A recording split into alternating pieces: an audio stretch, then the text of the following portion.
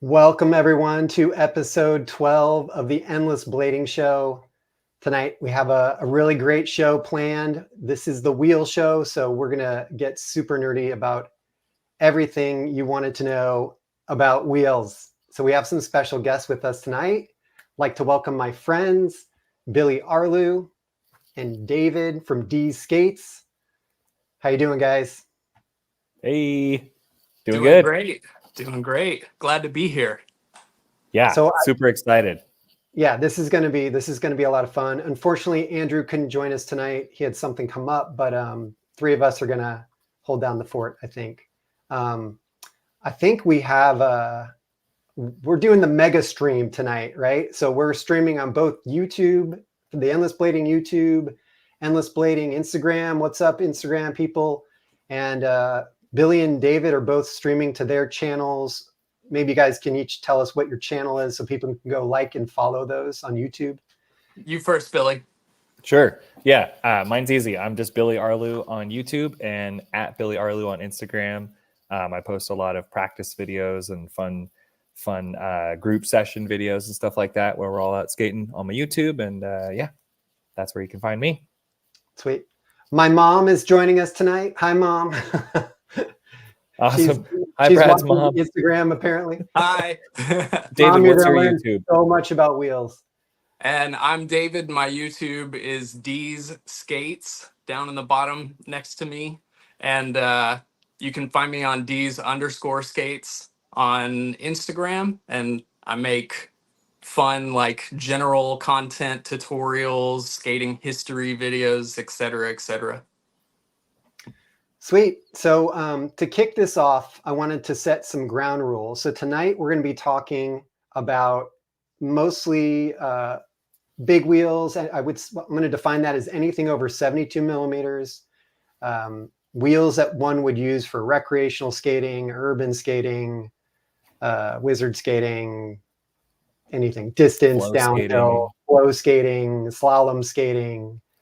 Anything that's not aggressive. Sorry, aggressive guys. Really edgy stuff. Yeah. Yeah. Ha. So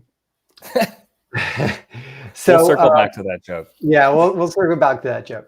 Okay. We're actually gonna announce some new products tonight. So anybody that's joining us to find out about those, in a few minutes we'll unveil what those are.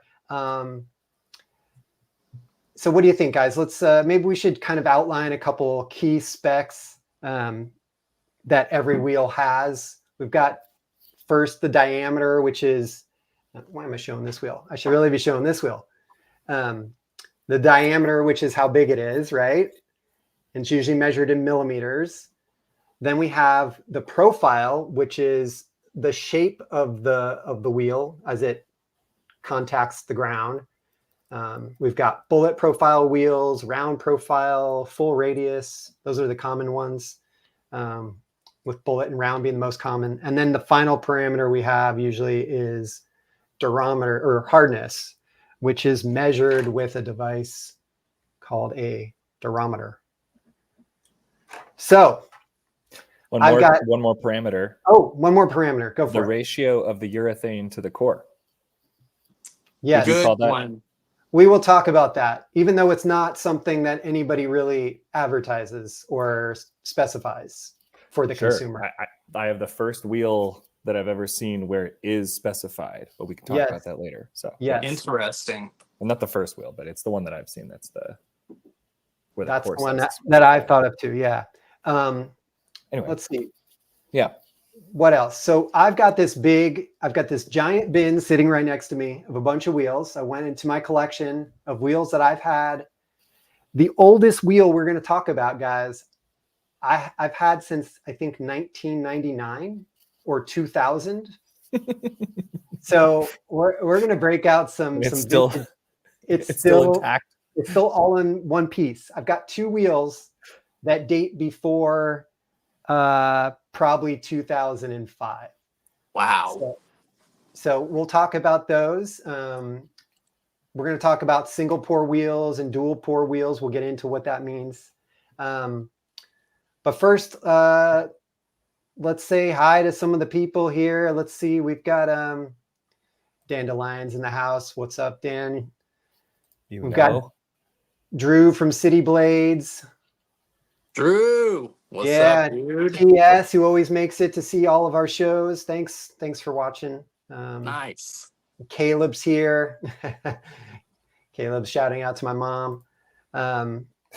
So yeah, if you guys have questions as we're discussing this stuff, feel free to leave them in the comments. We're going to try and keep up with the questions and maybe work them into the conversation where appropriate. Looks like there's a bunch of people on Instagram. Hello, everyone. Let's jump into it. Let's start. What do you say? Should we announce these new products and let this kick off the conversation here? I think it makes sense. There's already been some semi-educated guesses. Not that the people are semi-educated, but the guesses are semi-educated. Yeah. About what maybe the announcement is. Yeah. So I don't know how long you want to keep them. Well, what you could waiting. do also is promise to announce within so much time and keep everybody here. No, I think people are going to stay for the super technical discussion here. Right For like round 1 and round 2 and round Yeah. 3 of the discussion, maybe. So we've been working on these for a while, and we're proud to finally announce our new round profile wheels in both 76, and this is the 76, and 84 millimeter. We've got, each one comes in white. So here's the 84 in white, 76 in white, and then we've got the black in 84 and 76. And these are, see if you can see this good. These are a true round profile. So we had these profile molds designed from scratch. These, as far as I know, these are the first true round, made in the USA, high performance wheels for big wheel urban skating. You know, a bunch of the Asian wheels come in round profile, like the Luminous and the Street Invaders, which we'll get into. Undercover has made their full profile, but it's not really round. So as far as I know, this is now the best round profile wheel on the market in 76 and 84 millimeters, in my opinion. So with that, let's jump into it. Oh, and by the way, those are available on the store right now. You know, dealers, you can buy them. You know, end users, they're available to order from endlessblading.com. So let's jump into this. I'm just gonna, I think we'll start down. We'll start with the OG, with the wheel we have to discuss. I think this is a good one to kick the conversation off. I was gonna say, let me guess. Rollerblade hydrogen. Hydrogen. Yeah, and I've got this in a couple. Here's an older colorway. I've got these in 80s, in black. These came on some twisters. I got an 84. Yeah. A well-loved 84. I got this colorway, these 110s. I got a this 125 here. Yeah, here's a 125. So, guys, what are your thoughts on a hydrogen? So, obviously, these come in a number of sizes. I think they now come in 76 up to 125, and they're all 85A. So, let's kick it off, Billy. Well, I mean, I think it's the standard. They're all bullet profile, first of all, right? Yep. They don't make a different type of profile of it. And to me, it's very similar to most of the Endless brand wheels, which I also like. So for me, it's a very well-balanced wheel. It doesn't chunk. It has a predictableness to it and stiffness that I like. And it's just kind of like, I don't know, like the Toyota of wheels. Like it's just going to keep going and going. And it's like, maybe the right word is dependable that I would use. What about you, David? Where do you kind of place it in your echelon of wheels? I don't know. I completely agree with all of that. I put it at the top, and I have these hydrogen SEs, which those are not real hydrogens. No, are they not? No. Yeah, let's Let- out We have those. to I have Yeah, debug. those. let's talk about it because I have hydrogens in like 100 or something, but I Okay. Are didn't they notice a less difference. expensive? The What SEs? what do you notice is missing from the SE? Only Oh, SE like only has one hole. so so it's just right. Okay, Oh. okay, I got you. I got you. So Is that these what? wheels are not made in the USA. It's not the same urethane as this that everyone Oh loves. wow, wow! This These is are still an really Asian. good wheels. This is an Asian made wheel. I don't know where which factory it comes from, but it is not the same. This one Wow. is this. It says it very small, but it does say made in the USA. The hydrogen Oh, I got the Spectre gray distance version of urethane. that one. Yeah. Yeah, which I So don't know what the Spectre means. It's still a hydrogen. It's a Is it just that non-white. it's an 80? They branded all the ones that weren't white Spectre. Oh, okay. All right. Well, it's got a cool graphic on it, so that makes me Yeah. happy. But yeah, So no, it's anyway, interesting the different cores that they use. But yeah, so you have a somewhat hydrogen. well, hydrogen in name I was only. gonna talk about those because they're the ones that I skate the most. But I have larger hydrogens that are like 110. I haven't used them in a long time. But I mean, honestly, I have a kind of like you, Brad, like a box full of wheels. If I had to, never buy wheels again, I'd probably be fine.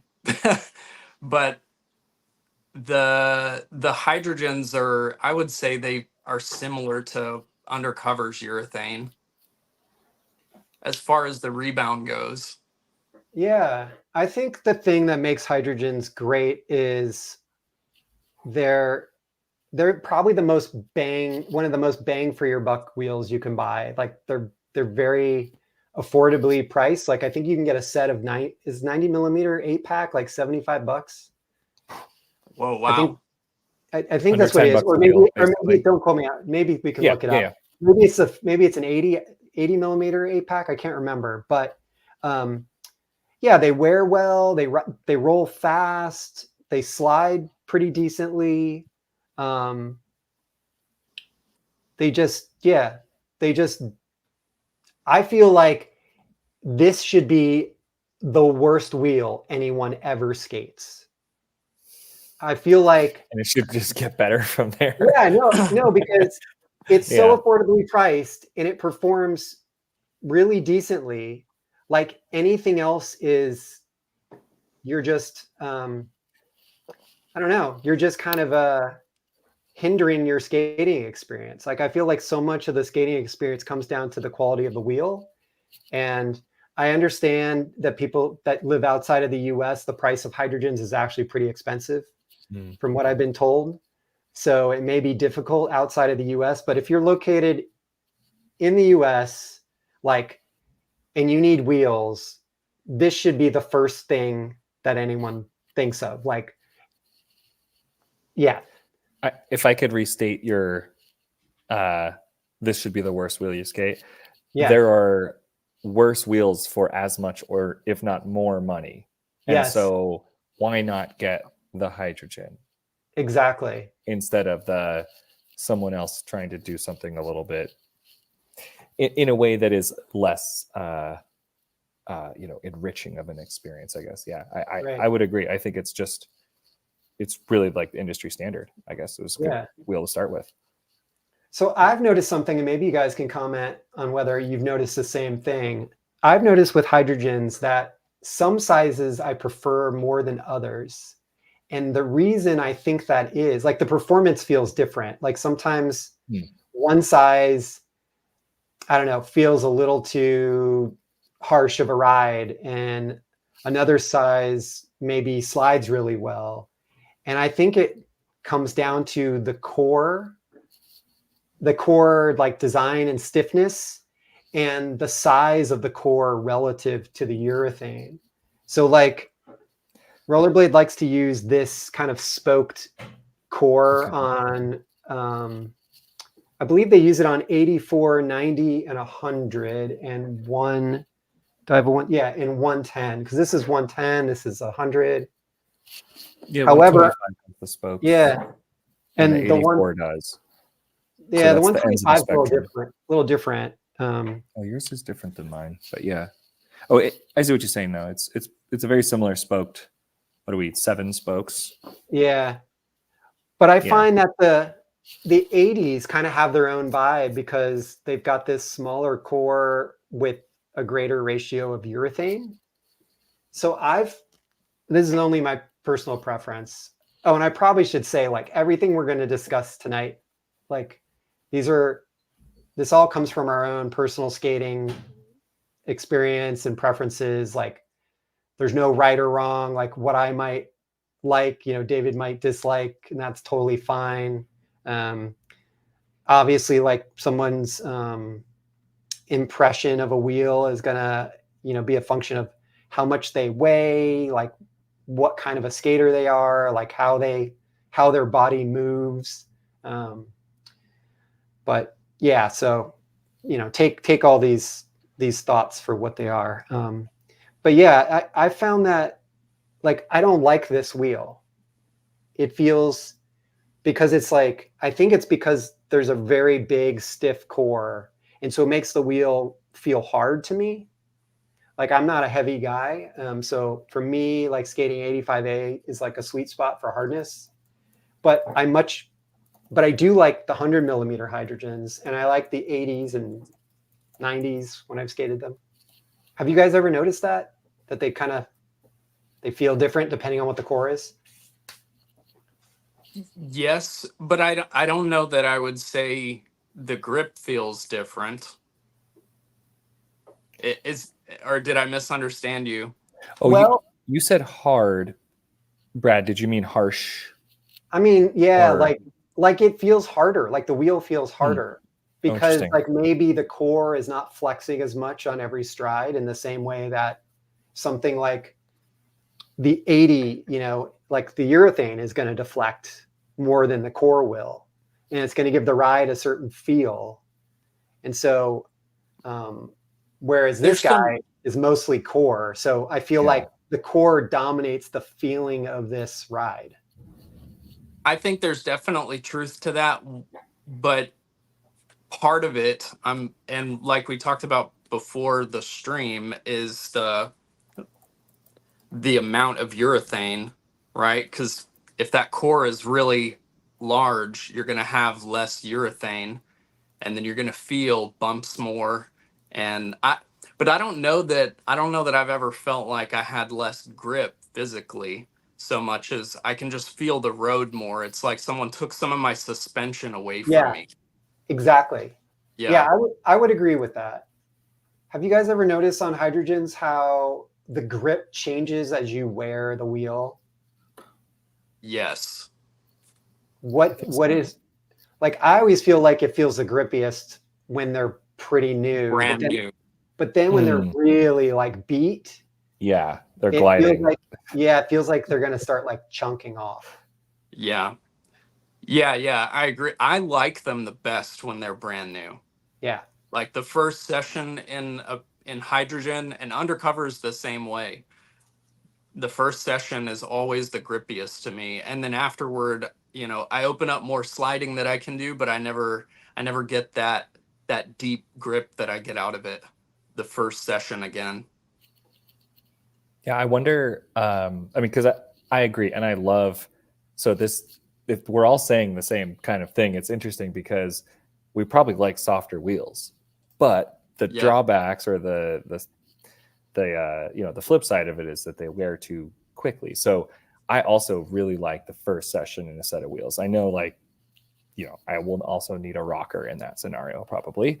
So otherwise I'm gonna just be stuck to the ground. But yeah, I do notice these start to feel a little more. The hydrogens start to feel more like plasticky as they get closer to the core. Which, I know it's not dual, durometer, dual pore, or anything like that. So it should be the same stuff all the way through. But I wonder if it's as the ratio starts to change between the urethane and the core, right? Effectively, like, this was an 84, but now it's smaller than this 80.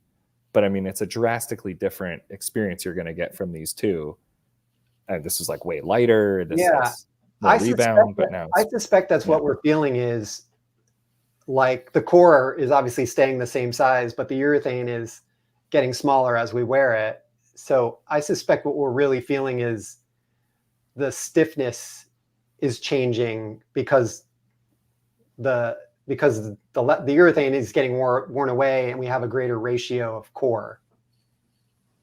Jordan makes a good point in the comments here, saying they get old and the urethane hardens. So they get slicker. Definitely true. Yeah. I mean, I don't know how long I'm skating these wheels for, but even just their exposure to light and to like the elements probably ages them in that way. Well, okay, so I'm gonna take a slight. Do you have a new and an old? Yeah, so we're gonna come back to this wheel. This is the wheel from like the year 2000, and it says that it's 85A. Anybody want to take? So I've got this on our A scale. So anyone want to take any guesses what this is gonna measure at? Oh, what it says it is versus what your meter says it is? Yeah. Is it going to measure at like 100? Is it going to measure really hard? Really? I would think so. Yeah. 95. So normally, like when wheels are specified as 85A, they're generally like, you're going to get like plus or minus 1. So it could be anywhere from 84 to 86. Yeah. I'm measuring right on the center edge of this wheel. I'll just take a couple spots. I got 84.5, 86.5, 85. So I don't think it hardens when it gets older. That's interesting. Yeah. So maybe I think do. maybe what he's alluding to is, and I see this in the quad roller skating groups a lot, because in that sect of skating, it's really big. Like a lot of people are really big on buying old skates that are, from the 70s and the 80s. And a lot of these people will get on forums and report, hey, I got this skate from Rydell from 1985, and it's got the same, cannibal wheels that came on it back then. And I tried to skate it, and the wheels just basically crumbled. Yeah, it doesn't mean they got harder, that they just got brittle. So hardness, brittle, like, I see that all the time on the rollerblading forums when like, I'm getting back into skating. I dug my USD, aggressive skates out from the from the basement, and not only do the wheels shatter, but like the entire skate will just disassemble, like just disintegrate. So brittleness, hardness. That's interesting. I don't think we're in the brittle category for like a hydrogen wheel that people are skating, but no. No. What was I gonna say? So I forgot what I was gonna segue into. Oh, the old wheel? No, with something on the hydrogen. We were talking about the core sizes. We're talking about the amount of urethane outside of the core. Yeah. So here's something interesting. Well, maybe I'll show this when, I guess we can transition into endless wheels here. Let's see if I've got, do I have an 80, a 90? Let's see. Did I not bring up an 84 endless? This is a 90. Anybody have I didn't even do it. This was an 84. These are the same. Is the same core on the 84 and the 90? It is, huh? Oh yeah, that's what I wanted to talk about. Yeah, so we use the same core on the 84. I'll put like some light in the background. Yeah, this is a 90 millimeter. I didn't bring up the 84, but we actually use the identical core on the 84s. So the 84s have a skinnier tire than the 90. Mm-hmm. So even though the wheel is smaller, it's a stiffer wheel, and so it tends to ride really fast, almost as fast as the 90, because you just don't get as much urethane squish. And because that core is so big, it's like, it just makes it very light. So I believe our 84 millimeter wheels weigh less than our 80 millimeter wheels. Oh yeah, I remember talking about that with the arc frame. So this is the 80. This is mostly urethane, versus the 84, which has essentially this size core. So yeah, it's crazy, and that's one of the reasons we're able to make the arc setups, our 5-wheel frames, so they're so light, is partially because of that.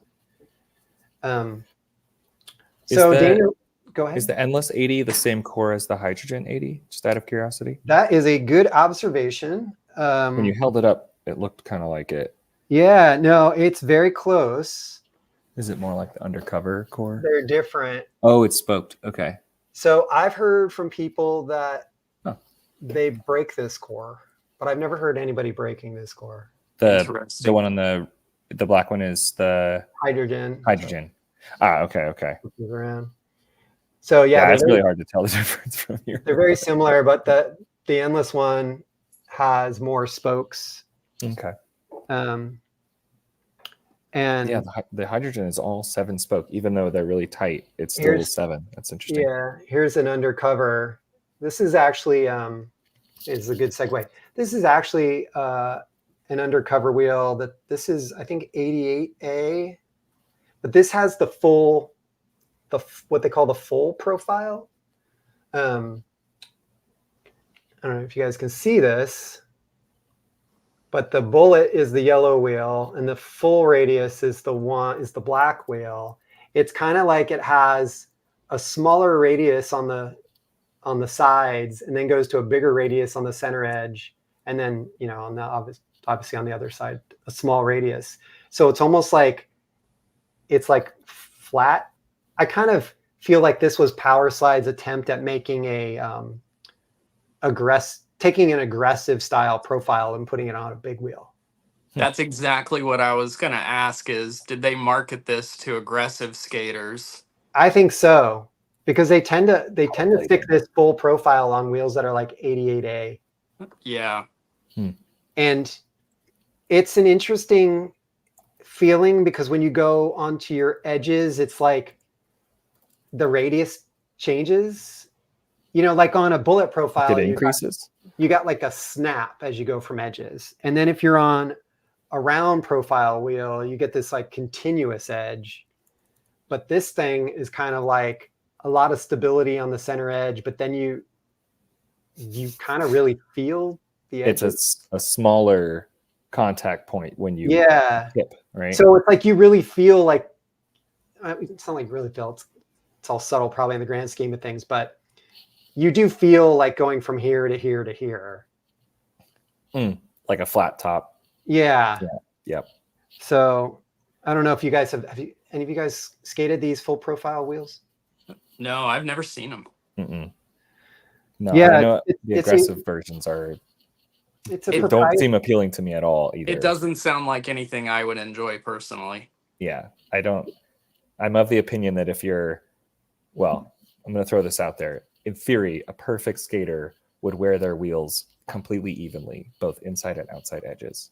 Never need to rotate their wheels. And that would mean that you're spending a lot of time on the sides and not the center, probably. Right. Look at that perfect wheel. Look at this guy, Brad. Skating I bet you rotated it. I rotate often. Yeah. yeah. But I think it's an interesting concept of how wheels bear the imprint of our skating style and preference, like the insole of your shoe.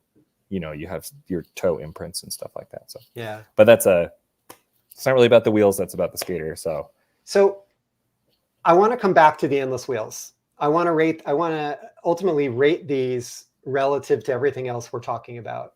Maybe at the end, we can summarize what some of our absolute favorites are and what some of our hell no, I'm never riding these ever again are. Okay. I've got one of those. Apparently Emmanuel here has got one. He hates the Powerslide spinners. Oh, those are stock wheels, right? Yeah. Emmanuel, I'm on the same page as you, my friend. When I bought my first pair of hardcore Evos in 2018 or 2019, they came with spinners and they were terrible. They're such a cheap wheel for. I'm gonna give Powerslide a hard time here. Yeah. For the skate price. Okay. I just want to preface this. I love Powerslide as a company. I think that like what they do for skating is really awesome because they're kind of like, they dabble in all sorts of things and they're not afraid to try products that end up not working out. But they're expensive skates for the longest time, man. They gave trash laces and bad wheels on their expensive skates, and there's kind of no excuse for that. So let's talk about trash wheels. I have a couple. Let me see if I can find. Oh, here we go. Okay, this is the Street King, I think it's called. It comes on Ooh. FR lower end Oh yeah. FR skates. This is 80 millimeter 85A. Okay. Oh, one of the tell me if you guys agree with this. I think one of the telltale signs of a really cheap, crappy wheel is when they're brand new, they kind of have a textured surface to them, and they're not all slick and glossy like this. Ooh. There were some comments about that slick, glossy coating that people are wondering, like, what is that about? Can we talk about it, etc. But Yeah. to your point about the FR wheel, what are you? Is it like pores almost, or is it like? I don't know if you guys can. Oh, see. it's like almost like a matte. brushed matte Yeah, texture. it's like somebody took sandpaper, fine sandpaper, but I don't think they did. I just think it's the way that they're made in the the urethane. But I've noticed that on maybe, was it micro wheels? Definitely these. Yeah. So cheap wheels. These are like, they come on like FRX, I think FR3, some of the lower end FR models. I don't particularly like them. I find that cheap or the lower end wheels tend to feel really plasticky. They lack grip. The ride doesn't feel very smooth. They obviously don't wear very well. What are you holding up there, David? Atom Matrix. Flip it around. Yeah. Where's that made? This is. Oh, this is cool. Actually, I don't know where it's made. It's one of Adam / Legino's low end wheels. I think I paid like, I don't know, $5 a piece for these 100 millimeter wheels years ago. Okay. This is an Undercover wheel. Look at this core. Okay. This is an Undercover wheel collab with Endless. Look at that core. This is an Endless wheel. Look at that core. Now, Yeah. David, hold up your wheel. It looks like the same core. It looks like it. Oh, but it has like a little spine. No, this one has a spine too. Oh, it does? It's actually identical. It's a counterfeit. David has a Chinese counterfeit core. Yeah. Okay. I feel like it looks a little different to me, but So- I guess I believe you that it's the same. So, It's trying to be the same thing. Yeah. And there's a number of wheels on the market that are made by various brands. The way to know if what I've been told from the manufacturer that makes, that made these wheels, that makes, did I hold this one up? This one. They claim that they designed this core and that the Chinese ripped it off ages ago. And so if you ever buy a wheel that has a core that looks like our Endless wheels or looks like the Made in USA Undercover, but your wheel does not say Made in the USA, it's likely an Asian made wheel with counterfeit Chinese cores. Yeah. And so I would say ethically don't support that, even if you think it's a good wheel. Well, I don't. It's terrible. The urethane, it's really hard and it lasts forever. I skated a pair of these for like a year and then I moved to a better wheel and I never went back. Someone mentioned I believe the NN Evo wheels use that core. I think maybe Caleb can correct us if we're wrong.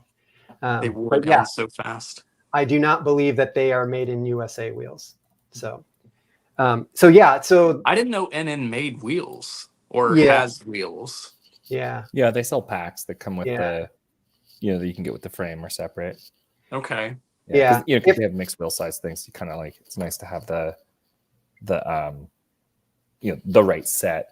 Oh, that reminds me of the Yo-Yo Sago wheels. Oh, do you have those? No. But I saw my friend had them until he just had cores left on the front of his skates with no more urethane at all. What How much happened? time did that take? He skated them a while, a few months, I think 6 months total, and trading off on other skates. And all the other wheels on the frame looked pretty good. And the front was a plastic core. Oh, God. I mean, he fell hard, like, because he just like pushed through on the group skate, And it just decored. It was it had been decoring like throughout the day. Are these the orange ones? Yeah. And to be fair, like the rest of the wheels looked fine, but you must have been like toe push dominant or what have you.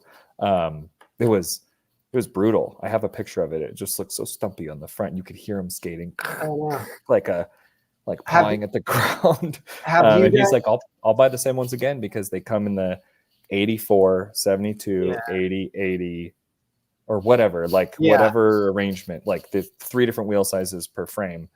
He was like, well, that's the easiest way for me to do it. And they lasted 6 months, so I'll do it again. I'm curious to see if it happens again because that was through winter. I don't know. But I haven't seen any other wheel do that. No. And I would say I've never seen any made in USA wheel do that.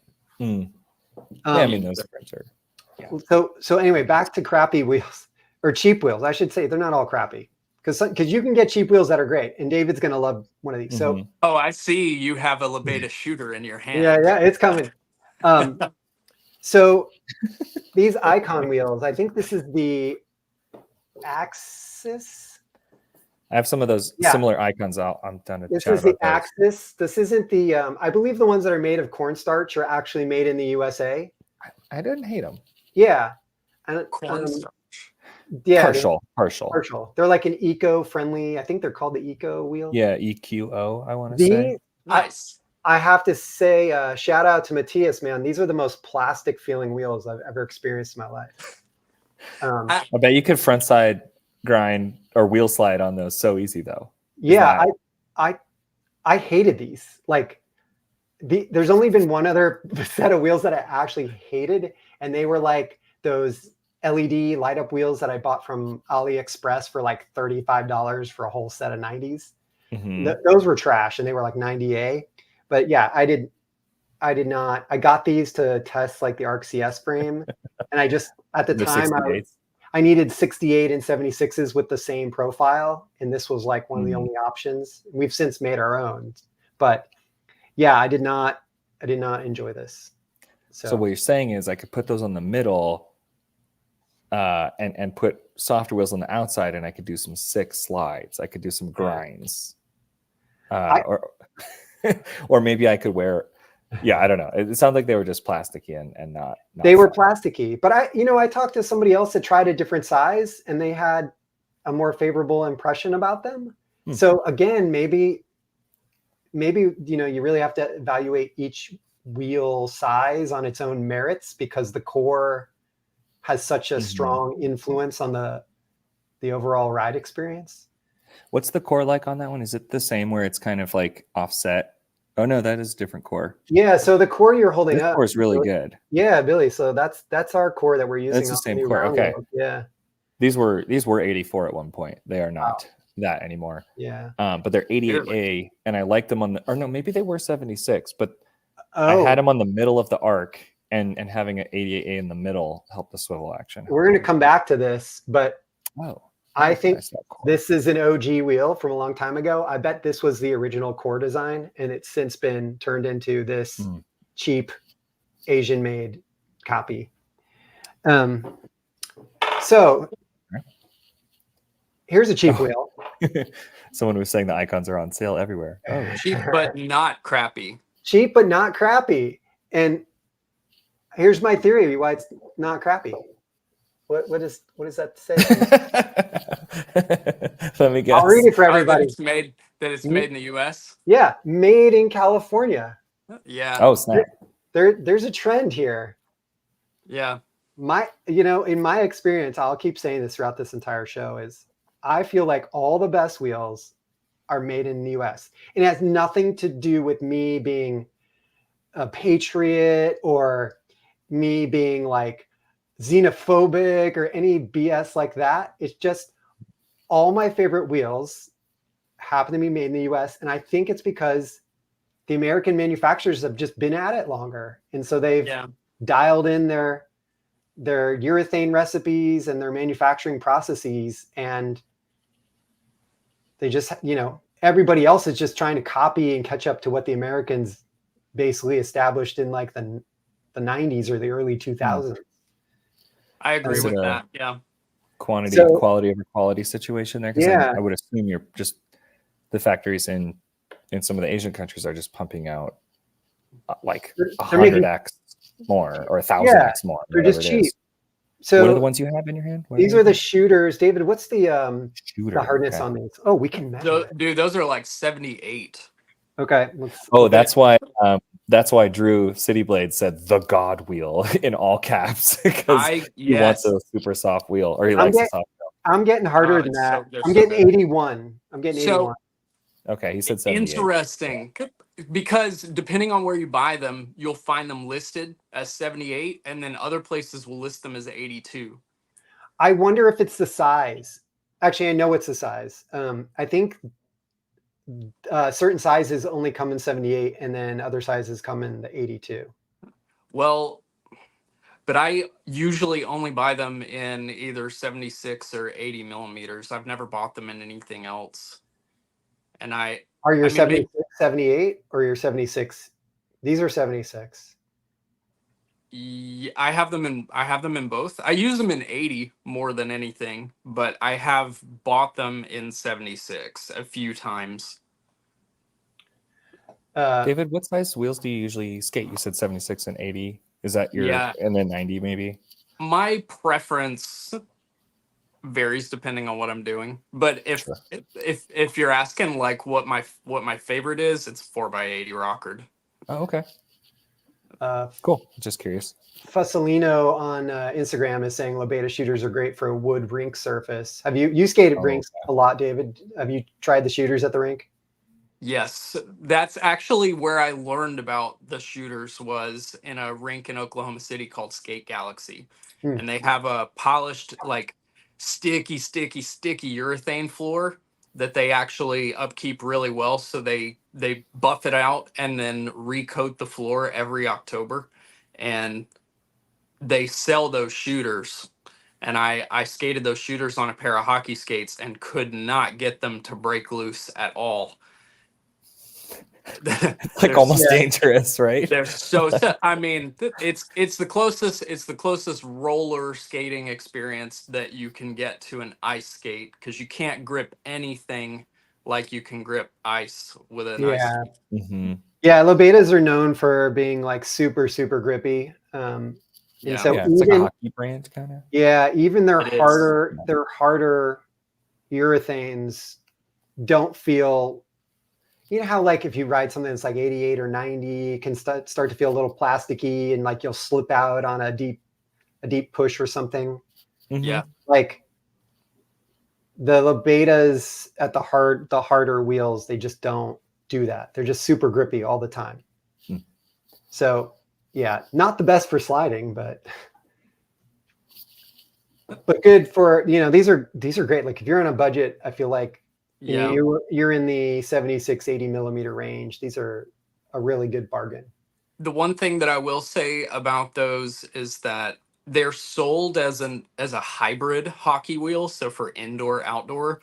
Yeah. But I would say that they perform really well everywhere, but understand that if you buy them and you skate them in the street, they will disappear faster than like an 84 or 85A. That like your wheels that you sell will outlast the shooters all day, but you can get a shooter for like $3.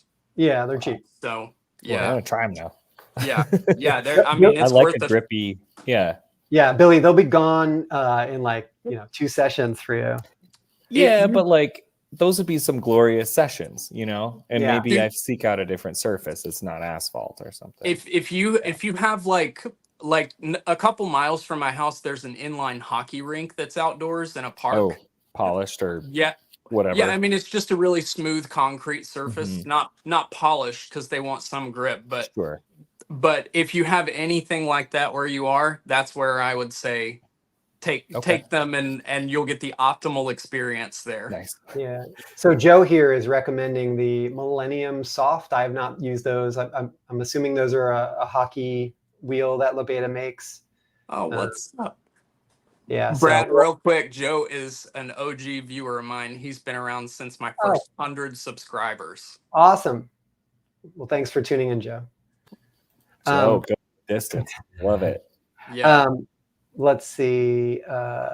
Somebody was asking about rain wheels. I have no experience. I just run in the like I I try not to have my bearings roll. I just kind of like, or I'll heel press through puddles to try to mitigate the damage. Or it's so interesting coming from the biking world where there's bearings all over the bike, but you could just drag it through a lake. Who cares? Or through a river.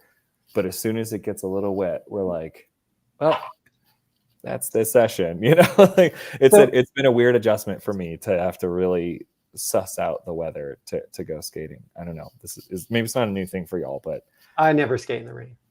Okay. I do not either. Right, but I would ride my bike in the rain, kind of no problem, you know. So it's very interesting. And then rain wheels seems like trying to get people more comfortable, but they're just soft. Is that like, do they have anything else about them that's different? I think they're just soft.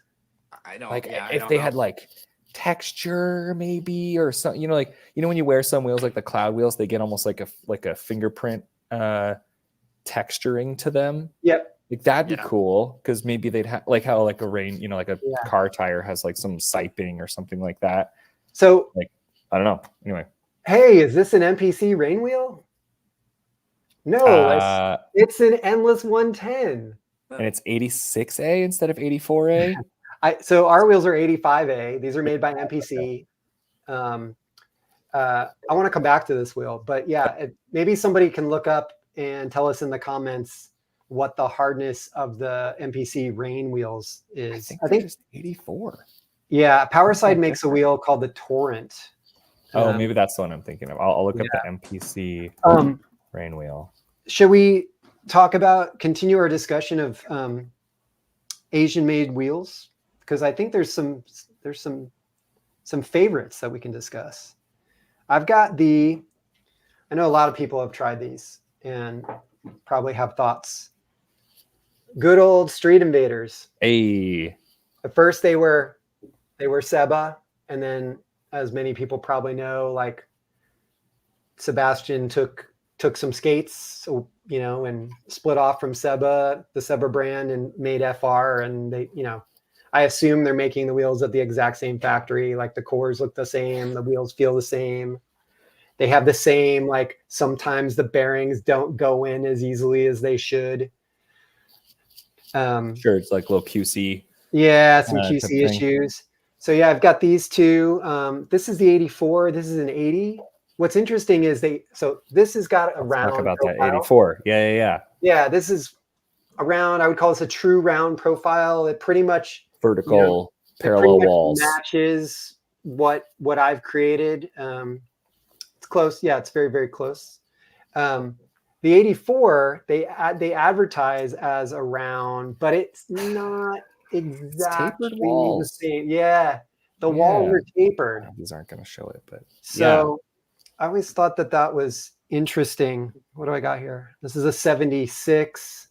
That was the disappointing thing about using those. And I know you kind of like that was the best option for putting on the arc frames to begin with, but yeah, you got that mixed profile rocker that sort of accentuates the rocker on the toe and heel because it's not in the same plane.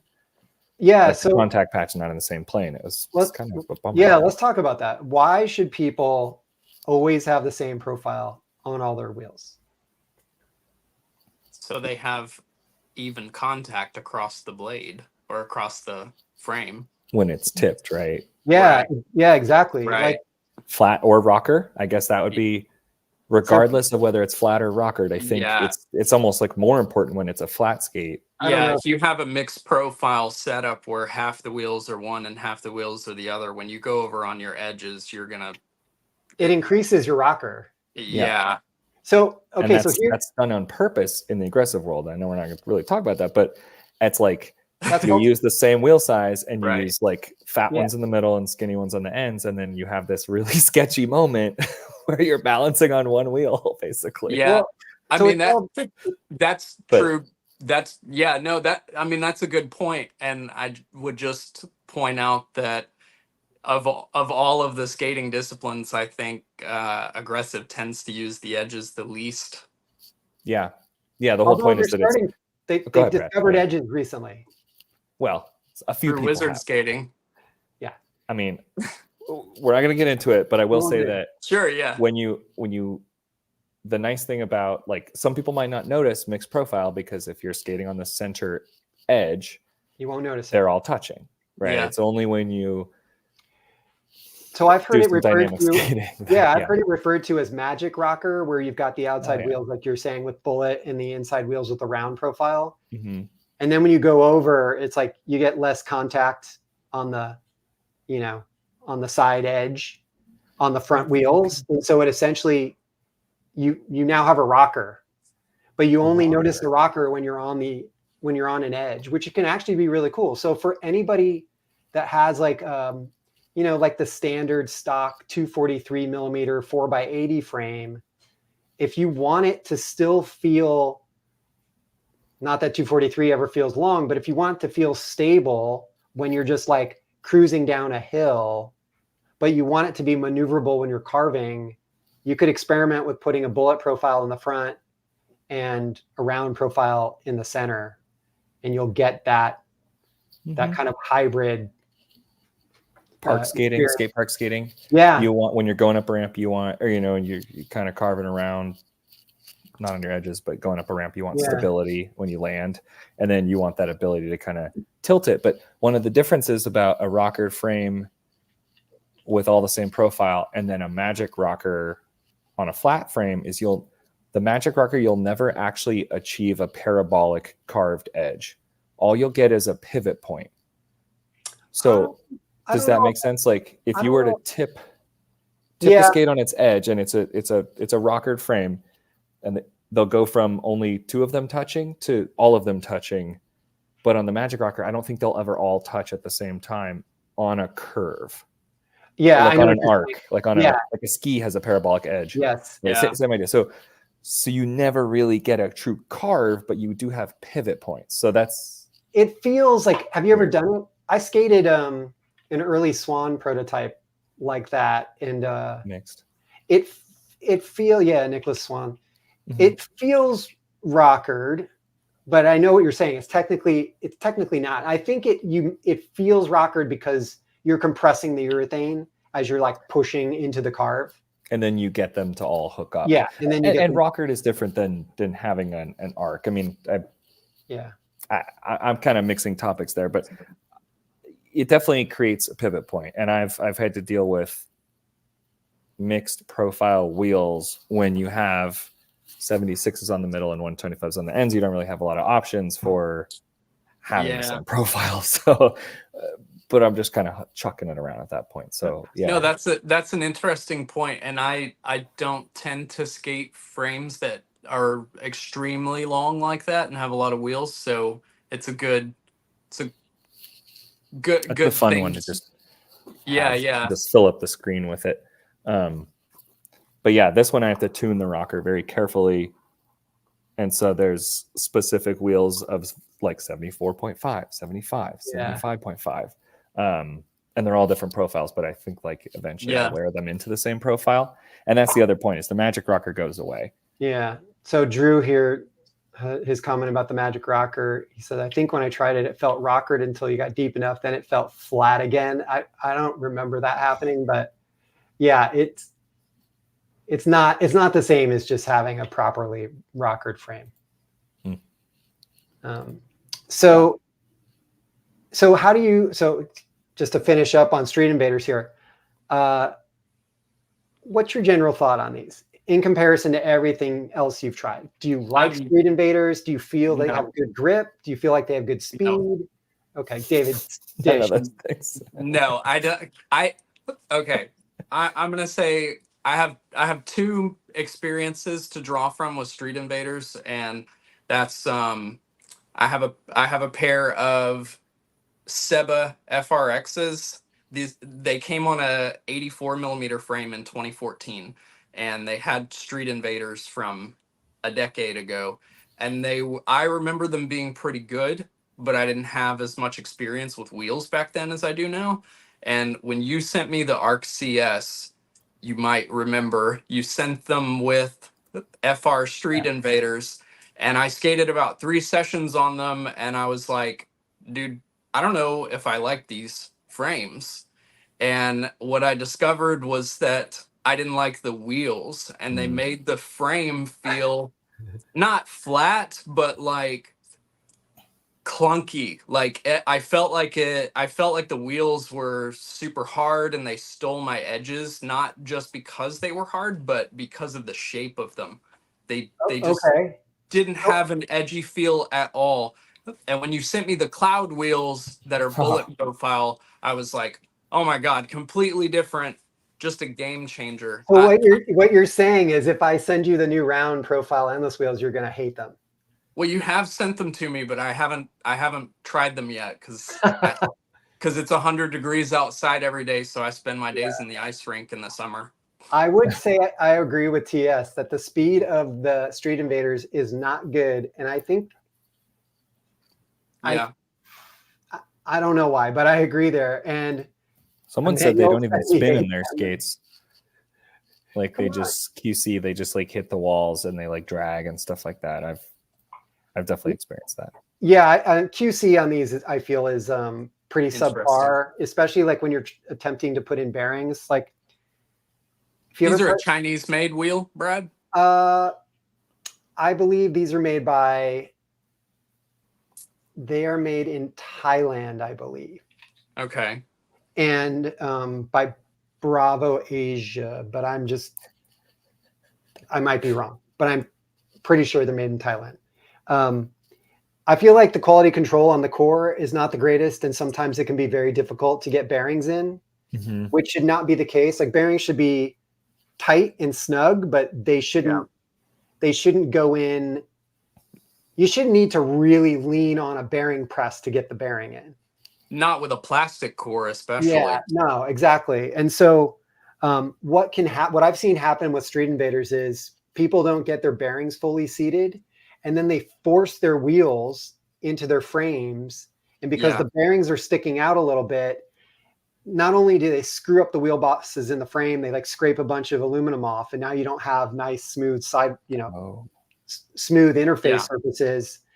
But then you start to get a wheel rub because you don't have properly seated bearings.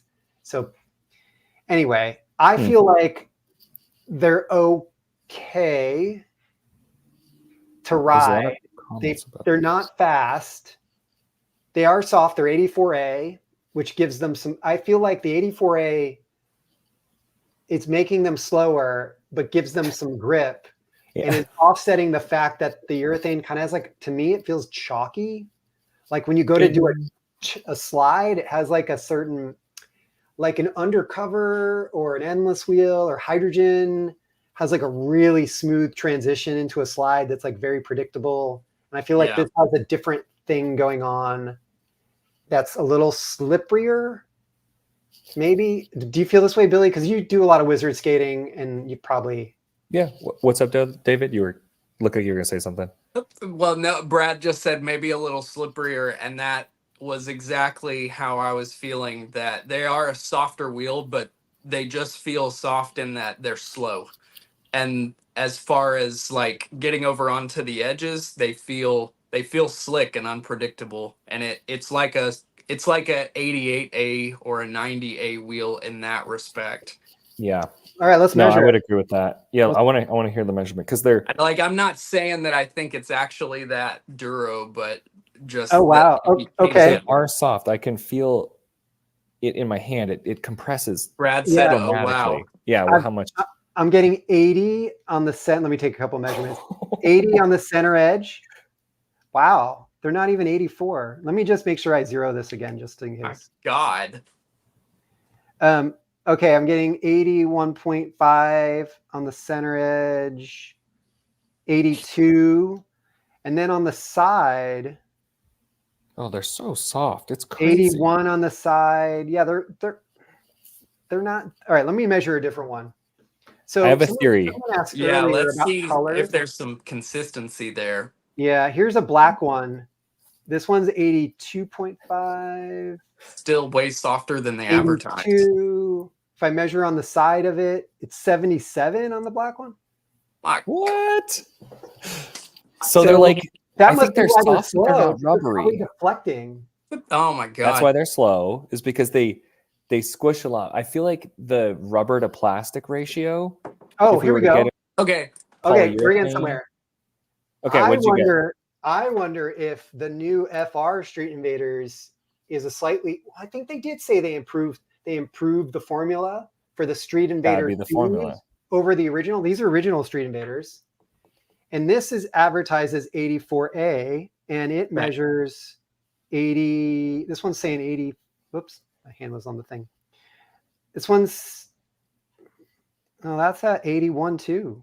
Okay. Wow. Oh, wow. No, 88 on this edge. 86. This is harder. The old one's harder. I wonder if they changed some stuff and they never really remeasured it, but they didn't want to change the spec on the wheel. Yeah, 86. This purple one's measuring 86 on the center edge.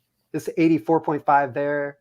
This one's closer to what it says on the wheel. The originals? Yeah, but this one and the black one are much softer. I've noticed it. This one does feel more plasticky. When I've skated these older Seba ones, they have felt a little more plasticky. Yeah, they slip and slide in like a way that's a little scary for sure. But then they're slow also. So it's like soft but plasticky versus some of the other ones we talked about are like they can even be hard, but they're rubbery. So like you mentioned, like what was it the word, like the compound or the blend or whatever? The urethane formula? Formula, that's the word. Yeah, where there's like I don't really know the science of it, but there's, I'm sure, like a mix of like rubber and plastic, right? And we get like the ratios. And yeah, it's funny. Everyone is like, talk about how the profile flattens out, like they're butter, they're like chalk. It's the truth comes out tonight. Yeah, I like that one. There's a lot of wizard skaters that like these wheels, and I think it's because of that plasticky chalkiness. It allows them to cheat through their transitions. Well, center edge swivel, right? Yeah. You're on a pivot point, and the other wheels aren't complaining about it. They're like, cool, let's glide. Yeah, let's go for a ride. Yeah, which is a type of swiveling, right? It's not three turns necessarily. It's a static, center edge swivel, like swiveling on a pivot. Yeah, exactly. Yeah, like something like a compass spinning around versus something carving, like the curves of a road. Like a Jordan's got a cynical take here. He says that they probably made them softer to make them cheaper, so people burn through them. I don't know. I don't know about that. I think then you won't buy them again, Yeah. I mean, don't they put these on a lot of their slalom setups? So the round profile is nice for slalom. The softer wheel gives you some grip.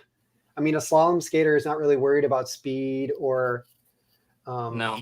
Yeah, but for an urban skating wheel, I've skated this a lot on my 5-wheel frames. So I feel like I have a pretty good feel for it.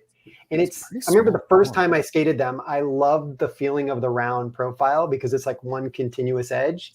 But I knew that I knew instantly it wasn't as high quality a urethane as like hydrogen. Right. And the 84 actually has a pretty small core. So now you're taking that soft urethane and you've increased the ratio of urethane to core. And it's just that tire, like a long wear, but like, I want to talk about this at some point because Wizard did small cores with big urethane, but they made it harder wheel. Probably to compensate for how slow they are. Exactly. Yeah. So when you have soft urethane with small core, you're just like, it sucks. There's all this deflection. It's smushing into the ground. It's like flattening out when it's contacting the ground. So little tangent here. This is a Loco revolver that I actually purchased this set used from our good friend Andrew Yu, approximately inline. I was curious to try them out when they came out, and because they had a round profile, and I wanted to skate a round profile 100. This was the slowest wheel I've ever skated in my life. And I thought it was because the wheel sucked. And actually it might, but I think a lot of it big round wheels. Yeah, it just round profile is just slower by definition. God, look at all that urethane. Yeah. Yeah. Because it is. It's just slower. It's just round profile wheels are always slower.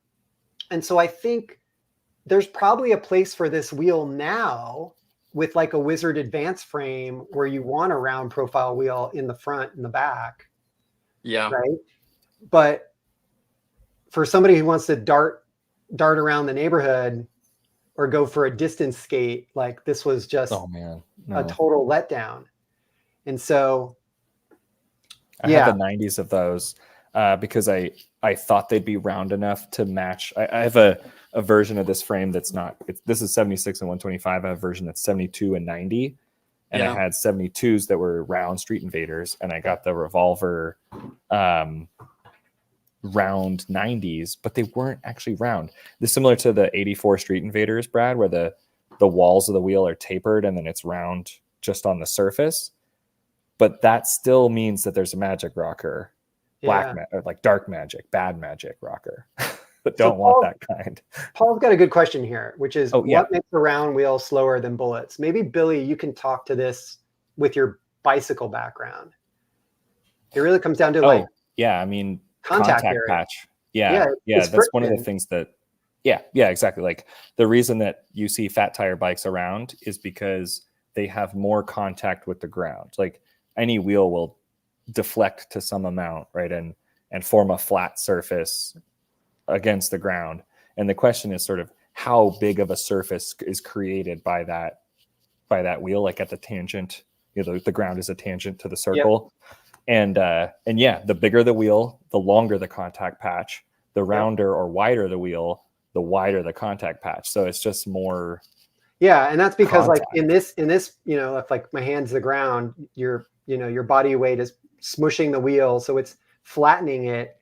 And if you have a round profile, you end up getting like this pretty big rectangular contact patch. It's like this versus that. Think of like a road bike versus a fat bike. Yeah, you get a much skinnier strip, and if the wheel's harder or you have a stiffer core, you have less deflection, which is a smaller contact patch, which is going to make it faster. There's just less friction. And so at least at first, right? Like bullet wheels become round. Depending on I will say I have somebody mentioned these bullet wheels earlier. Are still very bullet on my arc frames because I've been sliding. I said this in our tech tips. If you rotate like every other skate session, your bullet wheel will stay bullet. If you wait a long time to rotate, you'll end up getting the point on one side. And then when you flip the wheel over and you wear it the other way, you're going to get like this pointy. Work its way down. Yeah, you're going to get this sharp, pointy profile, which probably feel pretty fast. But if you're doing a lot of like tricks and swivels, it ends up rounding off the wheel and flattening it. Like I have, we'll get to these, but this is a perfect example. This is an older mushroom blading UC wheel, and it's flattened out.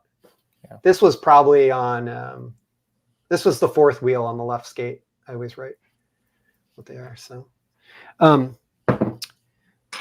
would say that the only time that happens as far as like going from bullet to round profile, I would say you're not using your edges very much.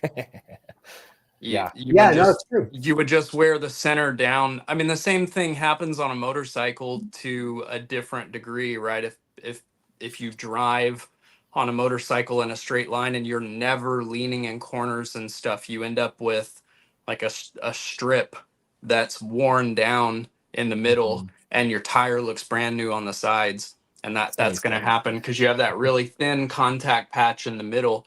But on a bullet profile, this is why I like them, is when you get over onto the edge, you have more surface contact, so it creates more grip. More grip. When That's you need kind it. of, Yeah, and that's why. being like that, I'm doing figure skatery stuff. I'm I'm I'm really edgy when I skate, and I want to be able to flip from edge to edge and then hold that grip.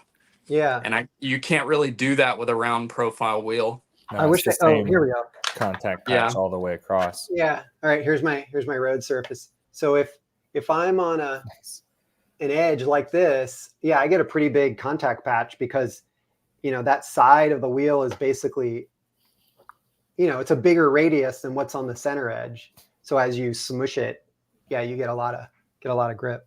Are there wheels that aren't even curved, that are just a cone, like a triangular? Because then you'd have the entire edge would be contact. I mean, but I'm then it's gonna crumble, right? Yeah. Then there's not enough. I guess the structure center for the edge just wheel. goes away, basically, Yeah. just disappears. So anyway, I just was bullet profile is basically the Yeah. closest we get. But similar thing, David, on bikes that are on a trainer or like a static thing, you're literally never leaning it over, so the center of the tire just you see the wear. And or even a cyclist who just likes to go down the path and just ride in a straight line. Yeah, it's the same.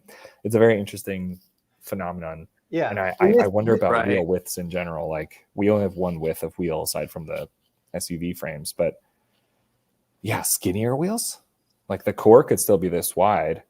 Well, but that's it kind of could- like Well, that's this. I think right? about this. Sorry, go ahead.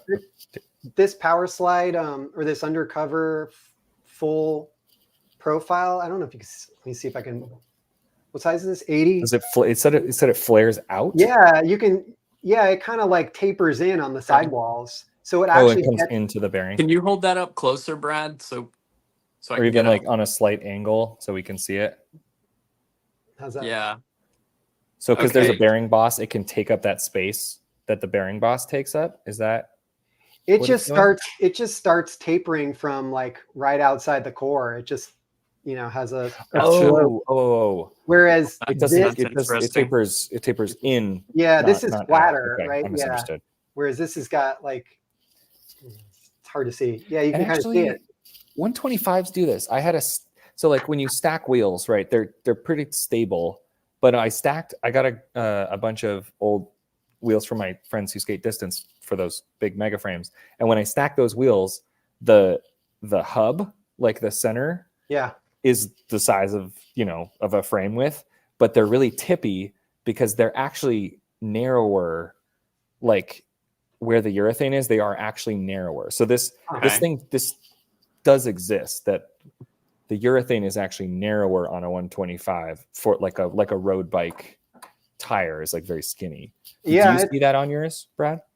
I mean, these definitely taper right after the core. So yeah, The 110s don't. They're the same thickness. They're not tippy on the table, but the 125s I had are tippy, which to me means the hub is the normal width, and then they're tapering in to the surface. So yeah, like I think it's interesting that that's an option. You can see how like there's this different textured, this annular. Yeah. region. It's like radial. That's where it comes off the mold, right? Like you can see it there. Mm-hmm. Like, Yeah. regular Kind of footing, concentric that's, like, the circles. edge. Yeah, like it's a smaller, it's like a thinner, smaller surface on this bigger wheel. Mm-hmm. And so it starts like that's flat, right? Because that's like when they pull it off the mold, like that. But yeah, it's just, I think some of the bigger wheels just have less of a flat section. So this is 22 millimeters, 22 plus. And then if I measure this 110 MPC, is it the same? No, it's 24. So that's what I'm talking about. So like this part itself here, Yeah. like up at the top right. edge, Yeah. it's 24 on this 110. And then on this 125 hydrogen, that same position where it's still plastic and you can kind of see where this thing is, this is 22 millimeters. So it's a narrower wheel. So they are making like a road bike style skinny tire. Yeah. Which is going to be faster for all the reasons. we talked about, and that's why less contact patch basically, you know, and lighter this is- weight as well. But this you don't comment need the here- urethane on the sides, really. Yeah. Yes, that is an accurate comment. I agree. Yeah. Yeah. So somebody was asking, I think it might have been Caleb. He keeps asking for a 90 millimeter round profile wheel. Like, yeah, the reason why.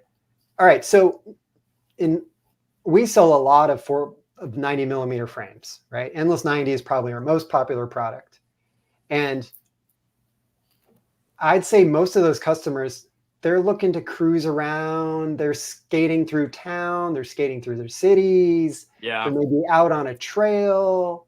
The number of people doing tricks at a spot is probably a small proportion. Like, obviously people, you know, people learn, practice their skills. They practice tricks.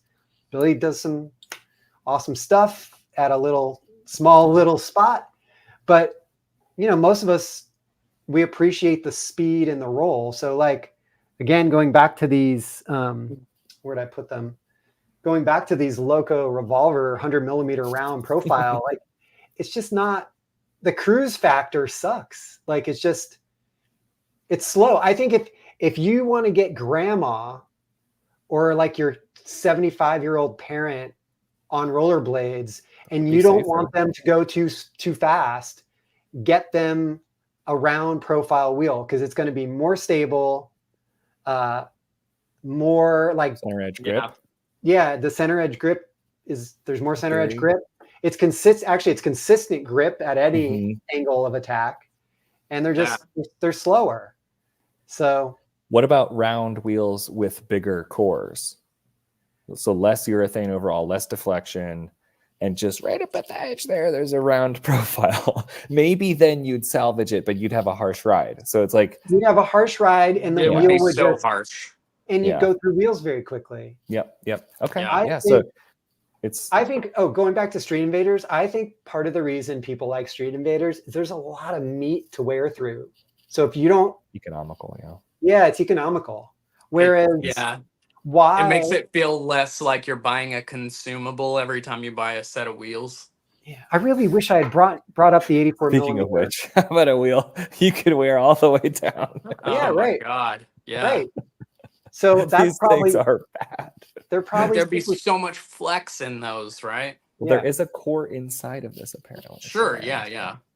I can actually make an 80 millimeter wheel using this exact same core we use on the 84 and 90 millimeters. And I'm so tempted to do it because it would be the fastest 80 millimeter wheel on the planet. A core with a couple rubber bands around it. Yeah, Basically. but it's like you would skate it for like a month and it'd be gone. You know? So I think people would would be a really core skater, though, you know. Yeah. So all right, sorry, I had to throw that in one time. All right, there'd be no rebound. We haven't talked about rebound enough. I thought it was going to be a drinking game about how many times we said rebound, because we're gonna get that's like honestly the thing that all right, that's my. I actually meant to ask earlier if you could, like, I feel like it would give a good perspective for the viewers if we really define what rebound is. Okay. So rebound is literally how bouncy the wheel is. So the manufacturers do, like, I'm going to simplify this. They basically do like a controlled drop, and they measure how high the wheel bounces back up like a bouncy ball. And so if you've got a wheel with high rebound, it's going to roll faster, because you can think of it as it's continuously bouncing. Like, as you're rolling forward, like this urethane is hitting the ground and then bouncing this way. Is it like the deform to reform speed?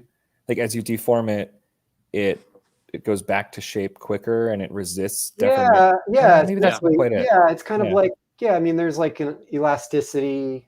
There's like a plastic deformation that occurs. That's, you know, that, or an elastic deformation that occurs. How much of rebound is the core versus the formula of the urethane, do you think? It's all related. This is why this is why the manufacturers don't there's nothing to publish or share because, and it's a lot of voodoo, right? Because it's so tied to what the core design is. Voodoo. Oh, David. Oh, Okay. yeah, but also like an amazing rebound. That's like Absolutely. a grail wheel right there. Like, Absolutely. you know? Okay, so- Absolutely love these wheels. Okay, here's some. This is unsubstantiated. I probably shouldn't even say it. Don't say it. Say it. Actually, remind me. We got to talk about color Okay. and how it affects performance. Yeah, yeah. There's been yeah. a bunch of comments on this. Mhm. And brown being the best color. I before we- actually spoke to before- Lino when I met him. We talked about the color differences. Yeah, and I have some thoughts on color. I want to go to high rebound wheels, dual pour wheels. Before we do, though, I just want to finish up with this. This one right here. This is the FR Urban Speed Wheel. I believe this is made by Bravo Asia. You probably, K2 uses the same core. It's like a nice stiff core. Bullet profile wheel. They put this on their big wheel setups. It is 85A. This is 90 millimeter 85A. I felt like these wheels are fine. They were predictable. They felt fast. They wore kind of predictably. There was nothing that made me upset when skating these. Like I feel like these are they're a decent enough wheel. But again, going back to one of our points from earlier, I think the hydrogen costs less in the US and it's better. So why would I ever skate this if I can get this for less money and it's just better? Because the 80 mil core is not our favorite on the hydrogen. That would be why. Unless that's not an 80. I like this 80 millimeter. Oh, you like this one? But okay. I'm not somebody that's jumping, I'm not doing hammers off of like 3 flights of stairs. So this is a hammer wheel. No, I mean, like, it's got more squish. I'm just saying it doesn't feel as lively as some of the other hydrogens. Yeah. But, so that would be why I would go for like a bigger core. Have you guys ever skated these FR? They're fine. There's like, what is it again? It's the FR. This is the Urban Speed. It's 85A. No, you can't use that in a rural environment though. Only urban. Yeah. Wait. You sent me a set of, like, years ago, you sent me a set of FR speed wheels, but they were 110s. It might be the Not same series, but it might be the same series. Yeah. Okay. But it's obviously a different core. So. I enjoyed it. I thought it was a good wheel. Yeah. Yeah, I think these are, they're okay. Yeah. All right, let's talk about rebound. I got a whole stack of, let's get into the MPC world. Yes. We are equipped. Got my junk wheels right here. Oh my God, Brad has this beat. Okay. So MPC is an American-made company, and their flagship wheel is the Black Magic. I don't know if you guys can see this. Is this coming through? This is it the raw urethane? Yeah, it's got I can really see it. There's like, can you guys see how there's like a pink hue to it, like a reddish hue? Mm-hmm. Yeah. It's not because it's dirty. These are a dual pour wheel, meaning that there's a band of urethane inside at 1 hardness, and then they pour a second hardness. There you go. That kind of. This is really showing it because you know what I did. It's the inner off the outer layer. Yeah. So the inner pour is red, and so it kind of shows through that natural urethane color. Yeah. In the room here, these look pink to me. It's just not showing on the camera, but so. This is the dual pour wheel, which MPC, this is like a famous race wheel. They're kind of expensive. I think, what do they cost these days? Like $25 a wheel or something. Yeah.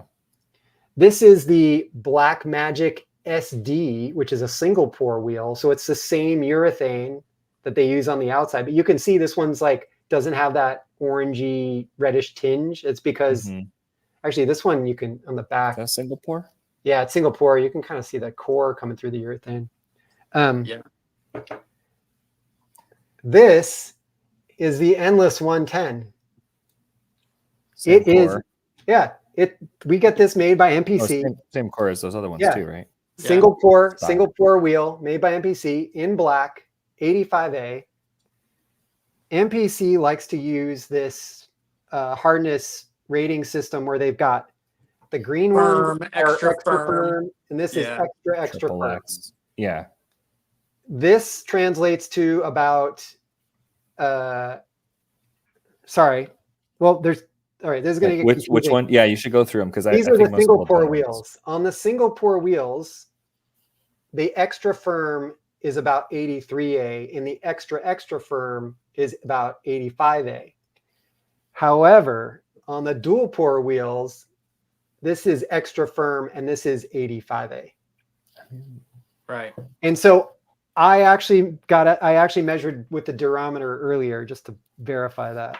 Actually, I'm going to do it again just to make sure I'm not spouting. I would love to know what the inner the like inner pour or the inner actually material is. Okay, so here's why they use extra firm and extra firm.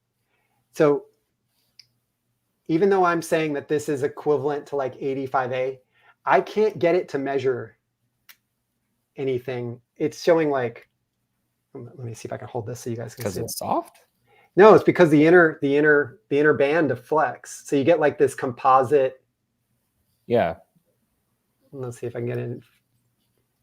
I saw a 78, a 76. Yeah. It's so soft in the middle. It's soft in the middle. I think it's like 63A or something. Oh. It's like in the 60s-ish. They basically made a bike tire is the way I think about it. Yeah. It's like a pneumatic tire almost. Like there's like a And so yeah. What happens is the inner band is like, I think it's a really high rebound. And so you get a lot of deflection when you like go into like a turn, and then it's like you rebound out of it. I'm just little snap. Yeah, you get some snap. You get like extra grip when you're on edge because the wheel is like compressing internally, but the outer surface is giving you like the feel of the ride. Well, the outer surface will wear slower because it's harder. Yeah. And it'll slide if it needs to, but you're getting the cushion and the deflection of the softness. Yes. It's like nothing else that I've skated personally. If people haven't tried a dual pour wheel, they really should, because it's like a next level experience in terms of wheels. I feel like if they weren't so expensive, I would put them on everything.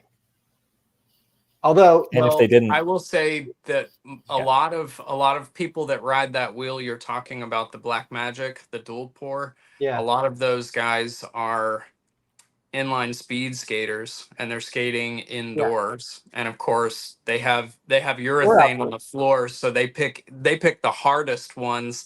And when they buy those things, they last forever because they skate them indoors. Yeah. Well, I mean, a lot of them race outdoors on outdoor track. But sure, But yeah, this is a race wheel.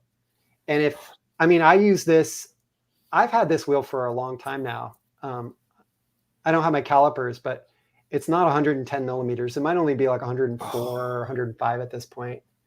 But this thing the inner is not showing. The inner is not showing on mine. I mean, I can see the colors in the room really well, but this is definitely like one of my fastest wheels. Like, it's super fast, super grippy, just an amazing experience. But the single pour MPC is very similar. And so that brings me to the wheel that David has, which is the Junk Voodoo. That's Voodoo Pro, right? Yeah. That is a single pour wheel. I believe it's the same. Someone's going to watch this like 3 months from now and get all get on our cases. But as far as I know from looking at them, the color of the core is different, which, if you believe that adding these dyes to the core changes the mechanical performance, then yeah, it might feel a little different. But MPC has they got two formulas that they'll offer to OEM customers. They got race and they got hockey. And so I've also got the hockey too. Yeah. So, okay. Yeah. Let's. Oh, wow. I like how you can see the core through the translucent urethane. That's sweet. Yeah. Yeah, I got thought the about same this wheel when you showed your other one earlier and said that it had a core inside the Oh, urethane. yeah. You got to believe Yeah. me on this one, but I can see that one. Yeah, so Yeah. this is 76 millimeter extra firm. So this is Yeah. it should be this should be 83A. Let's see. Yeah. I have the extra firm also on Yeah, this this and measures the 80. This measures 82.5, 83 okay. on the center edge here. But the rebound on these are different from the junk. This Or is a the sorry, different. the voodoo. Yeah, because this is a different urethane formula on these. This is made by MPC, branded junk. Junk gets their wheels made by MPC, which is Murethane Products Corporation. I forget. Sure. Yeah. Here's some interesting stuff. This yellow wheel, this is the MPC Rink Rat Trickster in what they call X grip, which is about 84A. These are the same wheels. Yeah, I was gonna say, didn't they discontinue the Rink Rat? I don't That's know. such a cool looking wheel. I used to see them everywhere, and then they disappeared, and then I started seeing these come up more.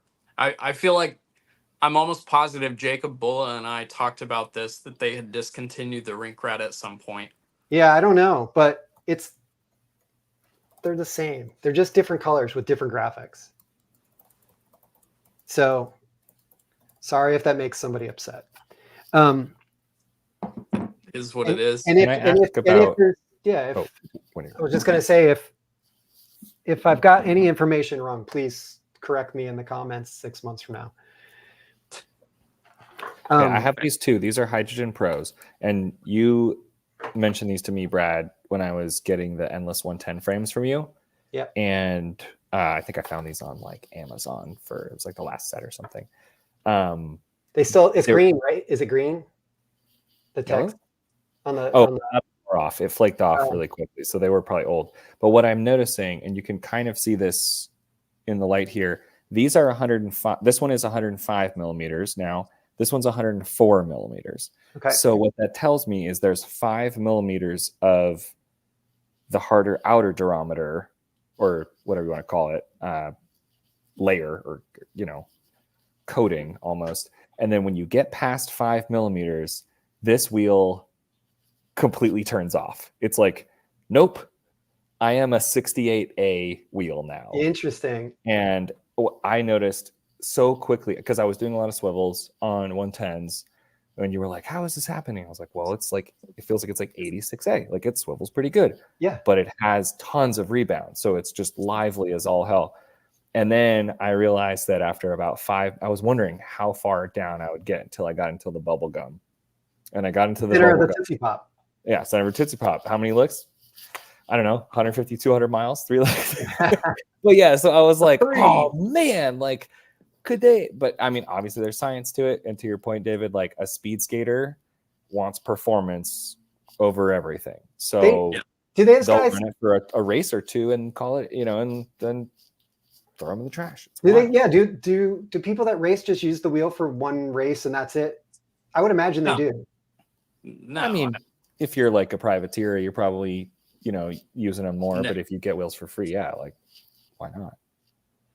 Yeah, I'm curious. I don't know much. Or what do you think, David? You think there's like a point, there's like a benefit to breaking them in a little bit? I don't think that, I don't know that that's a thing. I have a friend that I've known many years who lives over in the Arlington area, which is right outside of Dallas, and he's a professional inline speed skater. And I've never heard of that. I don't know. I feel like he rides the same wheels for a long period of time. And pretty sure he uses the Black Magic wheels. Okay. Yeah, I don't know. I don't know what they do, but I would imagine that they're not running them into the ground like Billy did. I would guess that they're probably getting No, they're not. a couple millimeters of wear and calling it good. They're doing a couple, safety slides here and there, but they're not grinding them sideways across the ground, like doing Yeah. swivels and stuff. No, So, well, but he skates in a wood floor rink too. oh, indoor. Oh yeah, Yeah. I guess I was thinking about a road Yeah. racer or like You a ultra distance skater type person. You can wood floor. Yeah, wood floor is a totally different beast. You can literally have the same pair of wheels for or set of wheels for a decade Jeez. on a wood floor. And then they start to get that, they kind of retain that filminess to them, right? Like that kind of sheen is what I remember from skating indoors. Maybe I'm wrong, but that they don't get this kind of matte finish. Yeah, they can over time it'll wear, of course, and then like roller skate wheels, they come with like quads, they come with grooves cut in the wheel, and that wears off over time, and it increases your grip on clean floors. But you like, unless you have really bad habits, a set of wheels, no matter what you're skating, will last you a long time indoors, unless they're just really crappy wheels. Did you know skateboard wheels come pre-surfaced? Like which ones? Skateboard wheels, like they're the whole like that shiny Yeah. coating on the outside, they grind that Yeah. off like in the factory. And I always wondered why. I mean, we like that shiny outer surface. We never really kind of revisited this topic, but I think like most people, they don't like that feeling at all. They're like, I'm not in control of my skates. They're stuck to the ground. Why don't skate wheel makers just surface it? Is it just too hard to do? it's expensive, probably. It's just an extra manufacturing stuff. They're like, you're going to do it in a session, so might as well, like, get a little more life out of them. Okay. So we've got the Black Magics. There's the junk Voodoo, which is dual pour, the Voodoo Pro or the single pour, the Billy, hold up your Hydrogen Pro. Hydrogen Pro. Yeah. So it's the same as nothing. It's made by MPC. Kind of fan blade. Yeah, they just changed the color of the core. So funny thing, MPC would not let me make a wheel with a black core that had the natural urethane, because they said, even though I was going to put different graphics on it, they thought that speed skaters would get confused. So anyway, that's why all the Hydrogen Pro ones that Rollerblade makes have yellow cores. To differentiate, so that they could use the raw urethane. Yeah. So here's a Hydrogen Pro, an older version. And so this is one of my favorite wheels. This is actually made by a company called Tltf. They make race wheels. And this says extra firm on it, 110 millimeter, made in USA. All the Tltf wheels use this core. This wheel, again, is dual pour. This wheel, it's so awesome. It's so fast. I feel like it's the perfect, dual pour wheels are a perfect wheel for people over the age of 45, because it just gives you like a little extra shock absorption from that inner band. And so like every time when you jump and you land, it's just like this nice, but yeah, you can't get these anymore. Rollerblade has switched manufacturers to MPC, but these are amazing. Tltf still makes wheels, but I think they make them in small batches primarily for the race market. Artisanal. Sounds nice. But yeah, Billy, I know you probably have thoughts on this. So the dual pour wheels, they're fast. They grip like crazy. They're great for distance skating, trail skates. They suck for sliding. Because they grip, because they deflect and they grab. They have high trying to grab the ground. Massive grip. Yeah, like I've gotten bounced. I tried to like power slide scooting. Yeah, they don't go. They go. They kind of skip. Well, because they're rebounding, basically, right? Rebounding. Yeah. I don't know. I mean, the swivels on these were incredible. Yeah. And it must be, when we're talking about like deflection and rebound, it's probably because the rocker was increasing when I was applying pressure to half the wheels, and the others were lifting up, and so they were able to glide without like digging in. But then I switched to the 110 endless frames that have the same core. So I'm thinking about the balance of stiffness and compliance, or stiffness and deflection, let's even say. Stiff core, very deflectable urethane, right? Or sort of like compound up top here. So that works out because the core is doing a really good job holding steady, and then the wheel's doing the grip job. Let's just go with me on that. Then on some of the other wheels, you've got a different balance of stiff core, or like a less stiff core, but like maybe stiffer urethane or whatever it is. But something about the 110 endless frame, the core felt really stiff, the urethane felt really stiff, and it was just like, oh, like, like I was like, my eyes were buzzing a little bit in my skull. So I don't know what it was. Did you skate them after you had skated those? I think I was spoiled. I think that's really what it was. You were spoiled. Because it probably felt just like a normal, like, right? Like I want stiff, don't I? So I was like, what am I complaining about here? I don't know. I couldn't figure it out. I feel like this core flexes a little because of the way it's designed. Well, I don't find it's radial. You know, it's not crossed or anything like that. Yeah, I don't feel like it's overly stiff or hard ride. It's 85A. I feel like these feel good. So this brings me into this topic that we kind of touched. We were going to come back to, which is the color of urethane. Yes. So,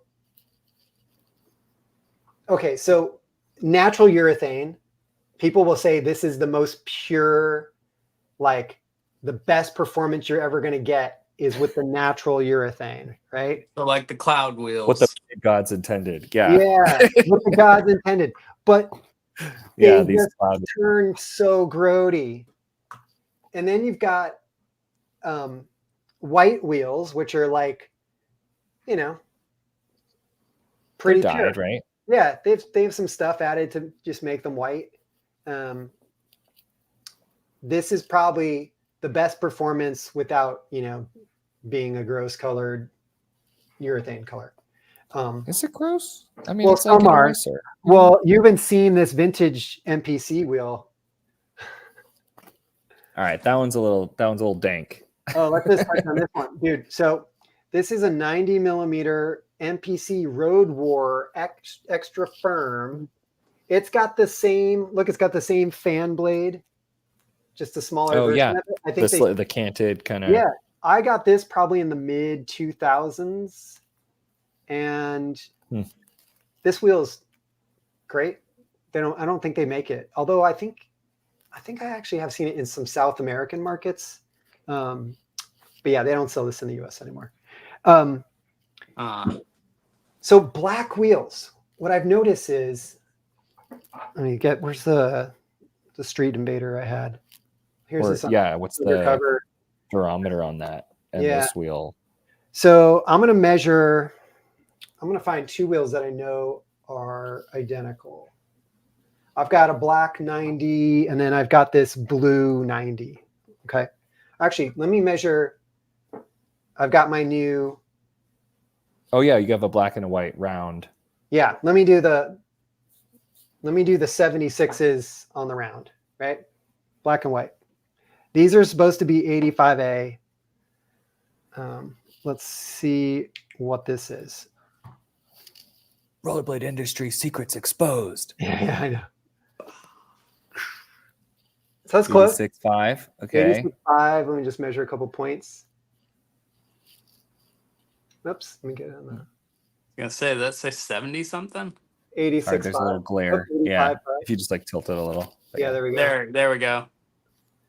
84.5. Yeah, so it's basically about 85. Am I not getting it? I'm not getting a good spot there. Yeah. Has to be straight on tangential. I'm not doing a good job here. But that's that. Yeah, I saw like the average like 85, 86, somewhere in there. Yeah. 84. Yeah. It's less. 83, 84. Interesting. A couple other spots maybe just to get the sampling. 84. I mean, it's also possible it's a, there's some imprecision. Hey guys, can I ask real quick, how long do we plan to do the stream tonight? We only there's only a couple more wheels left in this thing, so we're probably on getting to wrapping up. You want to keep it rolling, or should we circle back? Sorry, just making some really bad jokes over here.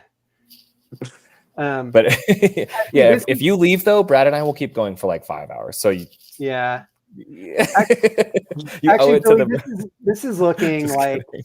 it's looking about the same, I would say, when I do this in front of me. Okay. It's about, I feel like the black wheel wears differently and slides differently. I think Matthias told me he felt like white wheels were like 10% faster than black wheels.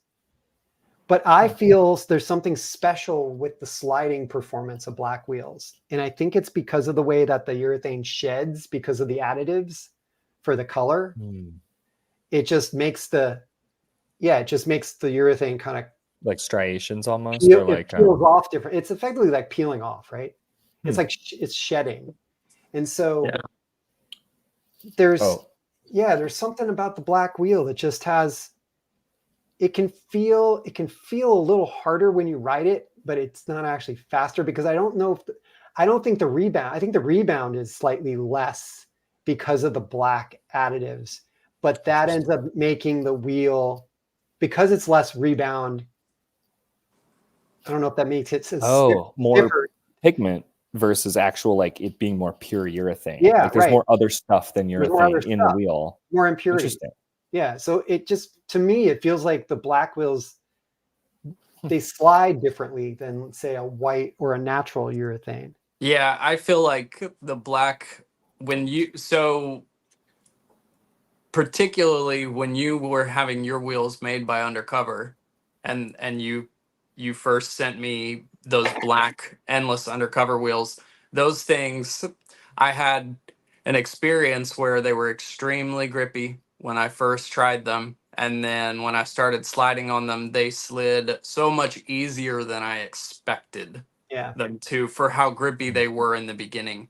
And I've skated lots of different Undercovers. Most of them are white, or like the Team Blank and the 125 Undercovers that they made for a while, and those do not slide as easily as the black ones do.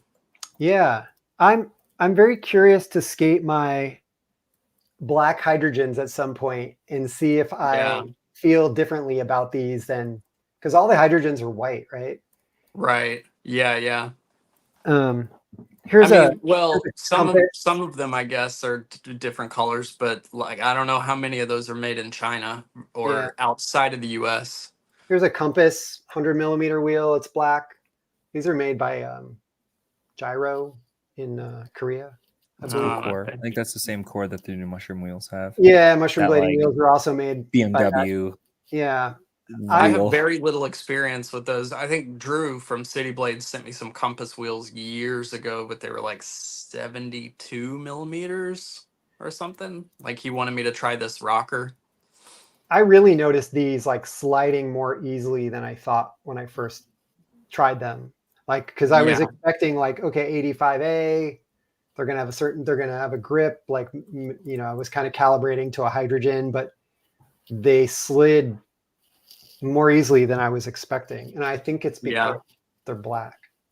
I don't know. I guess this would be a good test of if the different color wheels. See, you could tell that I don't really factor that into the into the situation. Well, I think when you get to like, like what's the performance difference between blue and yellow? Like, I don't know if anybody's going to notice, but I do feel like between natural urethane and black, I feel like I can tell.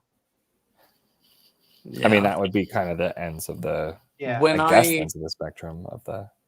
When I met Ricardo Lino, we talked about this, and he seemed to corroborate that the black urethane versus the natural urethane is quite a big difference. And actually, when he came, we got onto this subject because when he was here, because I'm in Dallas, he had gone to a wheel factory in Texas. I want to say it was the And factory. Yeah, probably.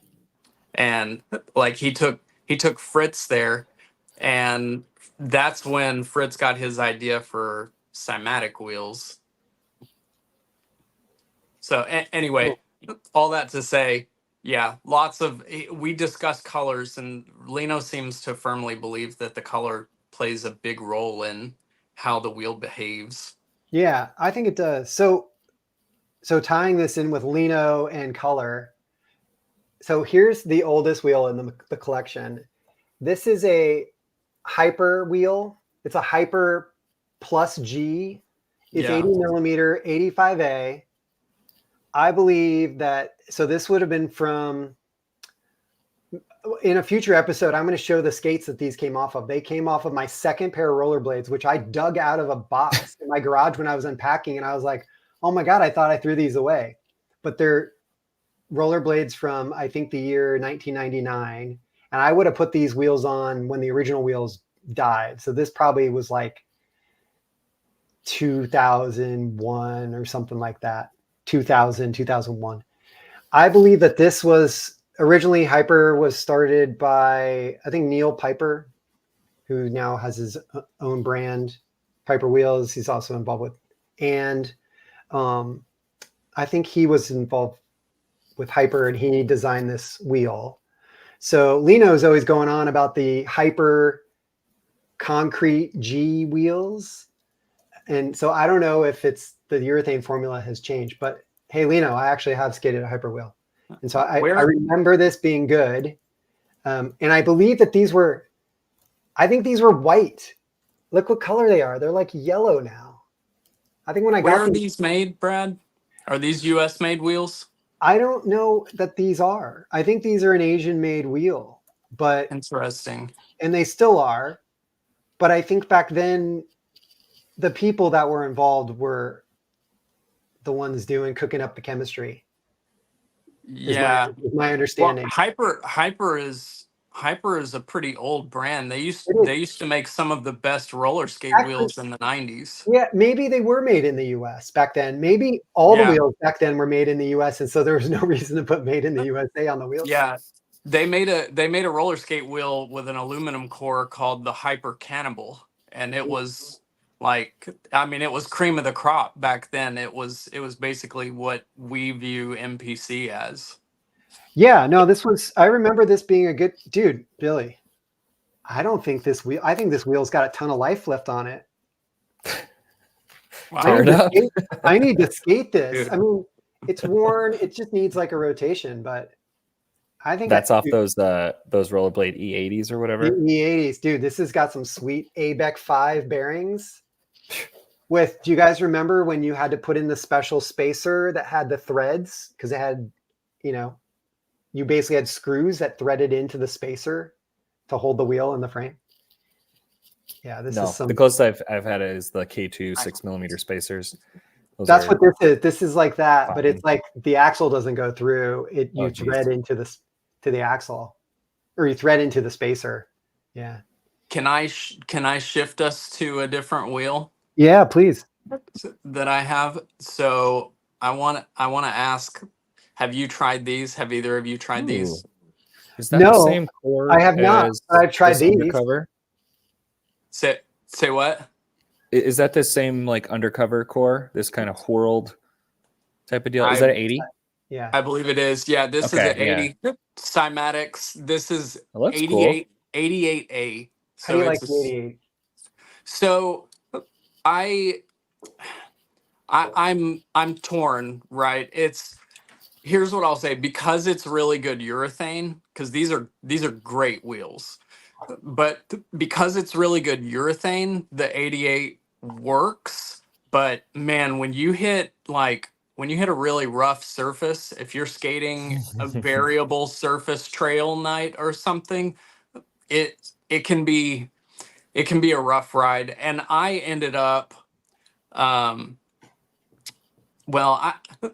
I just have to admit that I have some habits that carry over from ice figure skating that don't bode well with hard wheels, and I ended up creating some flat spots on a couple of wheels. Oh, you showed me those. Yeah, that was crazy. Yeah, which I have to say, I've also done those with endless wheels, which are softer, and it's 100% me. It's 100% me. A drag or a slide?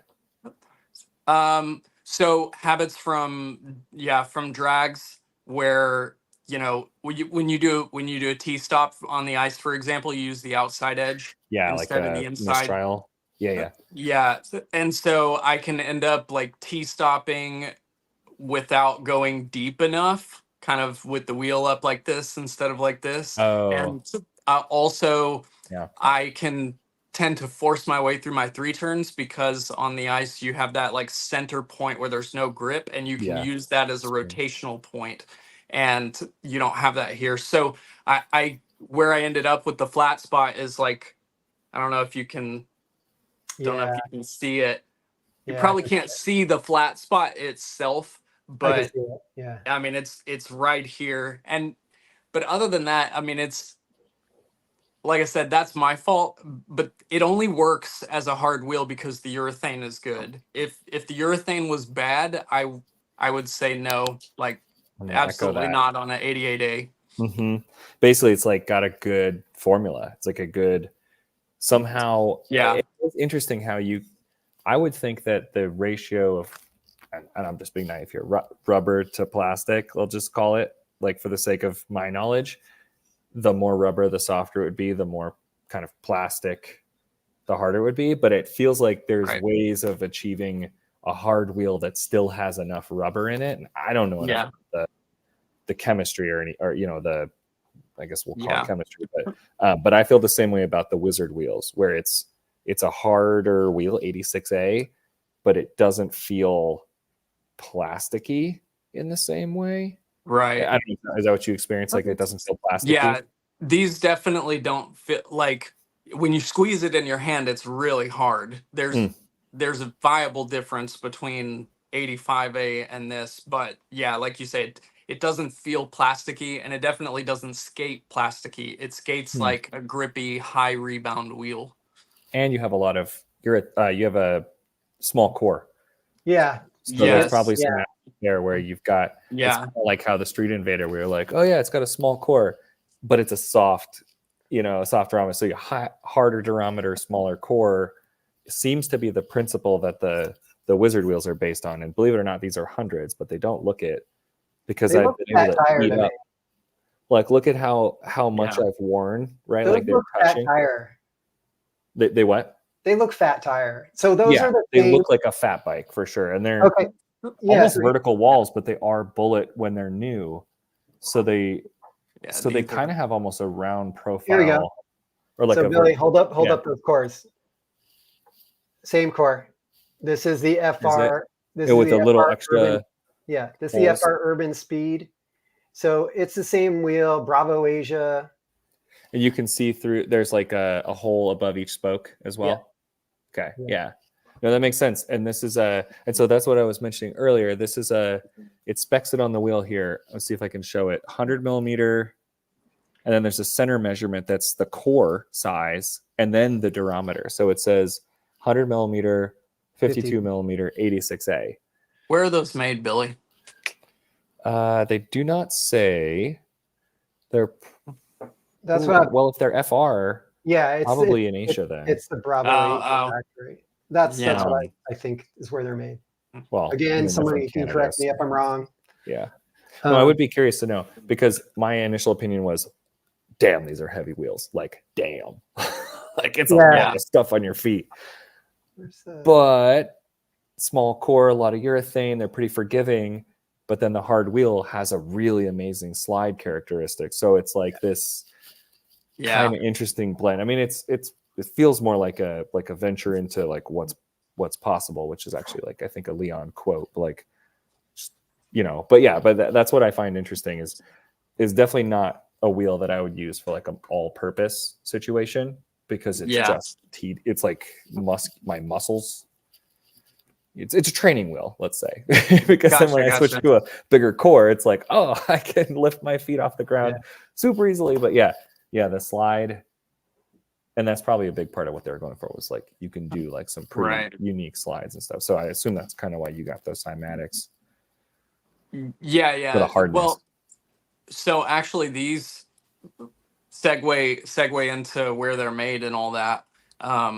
The owner of the local skate shop here in the Dallas area in Plano, Texas, his name's Fritz Peitzner, and he's he's he's not retired. He's I always want to call him retired because we're the same age, but he's not retired. He still competes, and he does like local aggressive skating stuff. Like there's a big competition that comes around once every year. Anyway, so all that to say, he's still really involved in the industry, and this is his brainchild. It's one of the brands that he owns and sells in his shop. So these are made in Texas. Does Nils Janssen? No, he made a different. It's an aggressive skater company. I thought it was Cymatics as well, but I know anyway, that More Than Fritz is in on Cymatics. There's Jordan Glowicki, I think, but he's with Blading Camp. Mm-hmm. So, and I don't know if anybody else is like co-owner of Cymatics. Oh, I see. Oh, I have heard of this because there is a pro aggressive skater that has a brand called Magic Boots. Okay. And he has a pro wheel that he made for himself, I guess, and it says Cymatics on it. So Cymatics is making this wheel for him. So okay, makes sense. He's kind of becoming like the not the wholesaler, but like the main brand, and there's like kind of partnerships and collabs. Yeah, gotcha. Yeah. Here's another dual pour wheel that we forgot to mention. You guys ever try this one? No, but I want to eat like dinner off of it. It looks amazing. Matter G13. Yeah, this is 86A. They call it their F1 formula. Says track road marathon. Matter, that's a power slide wheel, right? Yeah, these are made in the USA. They're dual pour. I don't know what's going on with the inside, but I feel like compared to the MPC or the Tltf, I enjoyed this wheel more and the Black Magic more. It might be because it's 86A. They were fine. I got the feeling that the inner band was a little harder than whatever's in the MPC. But of the dual, the inner, okay. Yeah, but I think I have the other hardness of this too. I haven't skated, but someone was mentioning these in the comments, and I forgot to pull it out. David, does that Cymatics? I noticed this other one also has the marble effect. Is there any story behind that? Do you know? Because I haven't seen. I have skateboard wheels that have like multicolor marbling, and I was like, it's just cool. But is it just cool factor? I think it's just aesthetic. I don't remember. I can't quote Fritz on why he chose this because I don't remember exactly what he said. But I have a review of these wheels on my channel you can go watch, and I've got some footage of Fritz talking about them in his shop, and I'm pretty sure he touches on the marbling at one point and is talking about how like it looks cool. Nobody's really doing this, and it was probably an extra charge. Like I'm pretty sure he said that he paid more just to have this effect because it looks so good. So okay, couple things. We did talk about how different colors of urethane behave differently, so there could be some negative effects if you had a bunch of like pigment of like black pigment in one section of the wheel, like it didn't mix fully. That could be interesting, and it may be like would sheaf off like in different ways because of the coloration could achieve like different textures. But also, it's the only wheel I've seen that's printed on both sides. Yeah. It's more expensive. I was like, what? It's just more expensive to do the Blade will always post pictures of skates with that side showing because it's so cool looking. Yeah. But I mean, this is normally what you would see, right? It's just the branding and the information about the wheel, but this is all out. Yeah. I mean, But okay, cool. Yeah. But it's working good. I mean, it stands out, right? It becomes elevated as like not only is it printed on both sides, it's like this marbled urethane. The aggressive wheel also had the marbling, but it was like a purple and black. But I've had Street Invaders where like parts of the wheel, like it was like poured wrong and there was like layers to it. And I would wonder if they're, you know, how much they obviously they tested it and stuff. Like, QC Like it just issues. wasn't What like that it wasn't sounds. mixed. Like it wasn't. yeah, mixed. right. If it like Yeah. it was too much of like pigment right there and it like, Yeah. you know, it wore to that point, you start to see like an edge kind of form or something. But I've probably had, not. I don't know. I mean, I've had funky stuff like that. I had you know, we talked about the Labeda shooter earlier, and that is you'll usually just find those in green, and it's consistent all the way through. The only problem wheel I ever had, I had one wheel that like a chunk just blew out the side of it while I was skating, and What the it side was what I realized is that when it was poured, there was some separation on the inside, but the urethane over the top covered that. Yeah, it had a And void. Yeah. and Crazy. when, I mean, and there wasn't like any empty space. It was almost, I know they didn't do this, but just to explain what it was like that chunk was made separately and they stuck them together and then sealed it with urethane. Yeah. Like, Yeah. Or like they poured it and it cooled and they poured the rest of it in or something, right? Like that's something, yeah. that's the way I've seen it. Yeah. Okay. Kind of be layered like that. But yeah. I got one more wheel that we should talk about before we wrap this up. Okay. This is the flashiest wheel that I own. Everybody knows what this is. Oh my God. There were some questions about what's the best version of the Luminous. yeah. Luminous wheels. Luminous. I mean, how can you not like these things? The fun factor, Well. the fun factor is like really high. Yes, they're not the fastest wheels. They got a round profile. They're going to be a little slower, but I feel like at night that's kind of good for safety. But yeah, they come in so many colors now. I feel like the urethane's like, it's okay. You can. It's okay. It's a kind of Street Invader kind of vibes. Yeah, to me. I feel like it's probably also- the same urethane as Street Power Invaders. slide one. Yeah, how do you like those? Awful. Okay. These are awful. Power Slide discontinued these, and I got 3 sets of them from Pro Skater's place for like $50. Like Yeah. three sets of 8 for like $50. And now you're wishing you hadn't done that. I couldn't pass them up. I mean, okay, here's what I'll say about them is that, first of all, the spacers that came with these, because you know, with light up wheels, you get like those flint spacers. A magnetic Symbol spacer. magnet, but they're plastic. Yeah. Yeah. Okay. Someone needs to Bad- make an bad aluminum tolerance. magnetic spacer.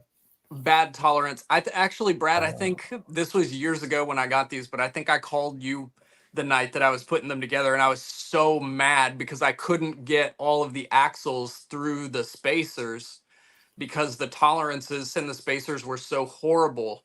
Yeah. And so off center.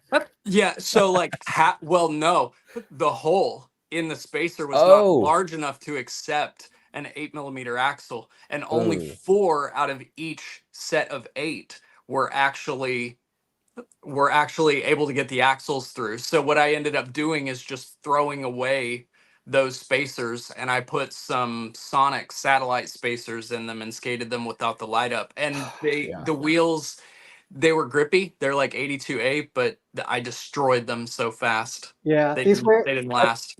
I find like these wear fast, and I've skated these without the magnetic spacer. Yeah. Yeah. If you want them to actually like roll. Yeah, right. Right. Like if you want to skate these in the daytime and not be, they are kind of slower with the magnetic spacer, but yeah, they're fine. They kind of skate like a Street Invader, but the core is different. So Yeah, I was gonna say, why don't they? Are they filled in because there's some electric stuff going on in there? Like they're like a solid core. Yeah, it's probably the LEDs are mounted to the core. Yeah. Oh, yeah. And then they pour everything around that. Yeah, that would make sense. So and they'd have to chase a little wire through the spoke of a hub core. Oh, I don't know if you doesn't can make sense. see you can. Oh, that has holes, huh? Yeah. Oh, cool. Okay. So maybe I not all of can see them. the inside. Yeah, that's. I don't know if you can But see. how many of those? My light isn't really helping. I could kind of see some light through the core. Yeah. Like not the light ups, But I the can Brad, see don't you sell Luminous wheels? Didn't you? we sell Okay, Luminous. okay. I mean, yeah, Yeah, they're crowd, you know. they're fun. I'm going to the rink, I'm gonna Luminous. Sure, yeah. So I skate Luminous wheels at night. So How many of the magnetic bearing spacers have you destroyed? Because for me, it's like dozens. 20% of them. Yeah, right. And you're like, oh, these really aren't spinning so good. And you take them apart, and just like magnets spill onto the ground. Okay, No, the well, first person that makes a aluminum magnetic spacer will do but quite the well. magnet disintegrates and the plastic disintegrates. So I guess it's kind of maybe the if the metal magnet's spacer. It's a ceramic magnet that's cast onto as part of it. So it's all just doomed It's all from the poured. start. Yeah. Yeah. It's all poured. So like anything else would be vastly more expensive, but it would be so much better performing. Yeah. So I don't know you how could big just the make market is. aftermarket Yeah. magnetic spacers. Yeah, would be the idea. Yeah. Oh, because they don't have it's not the fin or the UFO shape, right, of that saucer. It's just big. It just fills in that whole space, doesn't it? Yeah. Yeah. Yeah. But yeah, different dimensions. So. metal core, light up, brown / natural latex, marbled, dual pour There you go. wheels. That's what we've come up with during this 2 hours and 11 minutes. I'm pretty sure that that's the like synthesis of all the Okay. Yeah. Okay, guys. So I want to recap and get everyone's thoughts on favorite wheel of all time, wheel that you'd recommend to a friend that didn't have a lot of money, and wheel that you absolutely just will never ride again. Man, I thought that was going to be hard, but it was actually really easy to come up with all three of those. Yeah. Okay. I feel like each of us came up with that answer throughout the course of this podcast. Okay, Billy, go. You want to? Oh, okay, I could go. Favorite wheel I've tried would be the Cloud wheels. That's why I'm running them, despite them being so small. Made by Endless. Yep. There's no other wheel I've had that gets the little like fluff along the edges when you skate them. Which to me, those are natural urethane, but we now make them in pink and neon yellow and okay. I'm white. And 84s also. No, only 76 and 68 right now. I got to run regular Endless. And I said that also because I prefer bullet wheels in a swiveling situation. Okay. Worst wheel I've skated, 90A, I think these are. And no, I don't even know. They're just come from. What is that one again, Billy? This is the Brain Dead wheel. It comes on the Them 80 like collab. Okay. And I inherited some on some UFS 80 frames from that were the Endless UFS 80s. I gave them a shot, and I was just like, oh man, it's like a hard plastic wheel, just bad. And then my recommendation for everybody would be hydrogens, because they're light, fast, all purpose. Yeah, that's me. But if you got like $5 more in your budget, you could get the Endless. Well, that's true. If you have the right size and everything. And I do like the color of the Endless wheels, obviously, like a lot more. I don't like things that are boring monochromatic stuff, I guess. So that would be the benefit there. That's why I like these hydrogens, but these were like expensive, 3 or 4x the price. But yeah, that's me. David, how about you? What's your trifecta? So I'll start with wheel that I would recommend to a friend who is on a budget. That's definitely going to be the Labeda shooter for reasons that we covered. It's one of the grippiest wheels ever. Yeah. The urethane. It only comes in small sizes. That's true. But I mean, we could go in depth on that, but I tend to skate 80 millimeter, you know, so there are specialized occasions where, you know, like if I do a half marathon skate with the city skate group around town, and then I'll wear like 110. But for the most part, if I'm gonna go out and inline on my own, I'm gonna be on 4x80. And so that's what I would say is the Labeda shooter is a great wheel because it has so much grip to it and it's cheap. So you can't go wrong. And then wheel that I will never ride again that I hate is that Atom Matrix wheel. Okay. That is it. There's no grip. It's like 84A or something, but except it's not. It skates like a 90A wheel. It's a rough Skates like a ride. Mattel toy. Say what? It skates like a Mattel toy. Yeah, exactly. It's horrible. And I got them because they were affordable, but the shooter is cheaper It's cheap. by far, and it's way better. And it honestly, the price difference is probably not much different from the hydrogen. So like you said, the hydrogen is really the worst wheel that you should be skating because it costs really around the same price point as wheels that are crappy, but it's good. Yeah, I think Rollerblade strategically priced them low as kind of a loss leader to basically capture the wheel market. And that makes sense. That makes sense because they have a bunch of variations of them, and they're kind of a household name. Yeah. For urban skaters, anyway. And then my favorite wheels, man. I'm gonna say I have a tie. Okay. And so on one end, I feel the same way Billy does about the cloud wheels. I think especially the profile, the bullet profile that you've gone with, and I've skated, you sent me some pink ones too, and I feel generally the same about them, that it's a very edgy experience, and to me the perfect edgy skate can only be achieved by a pair of ice dance blades.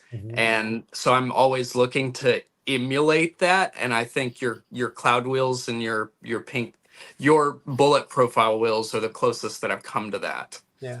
And then on the other side is like probably for like more urban skating and less dancey, edgy figure skate kind of stuff. I'm gonna say the junk wheels, the Voodoo Junk, are the rebound in them is just really great, and they grip incredibly for how much rebound they have. Yeah. All right, I'm gonna start with the wheels I'll never skate again. Yeah. And that's these. Yeah. Again, it might have just been this size, but What is that again, Brad? That's the Iqon. Yeah, Iqon. Okay. Iqon Access. These are 76. I had 68s as well. I like them less. I like them much less than Street Invaders. That's kind of sad too, because isn't Iqon supposed to be like luxury, high-end power slide? This might be their more affordable offering, and their be. high-end one is the Eco one. The Eco is more expensive. Yeah, but I've heard good things about Eco. So I will never skate those. It's like higher end, but I would also call Iqon more like techie gadget kind of. Yeah. But yeah, that's true. Yeah. So my favorite wheel, and this might be a combination of performance and looks. Like, I just love this neon yellow hub. Is that the Hydrogen Pro? Yeah, there's the Tltf poured Hydrogen Pro 110 millimeter dual pour. I just love this thing. It's great for when I go on my distance skates, and I've had it. Nicholas one gifted these to me, and I've just loved them. But you can't get them. you can't get these. Yeah. I would say, okay. And then for the wheel that I would recommend to people, the whole reason we made endless wheels and priced them the way we did is like, so Undercover makes a really great wheel, but they're kind of expensive, when you compare them to a hydrogen.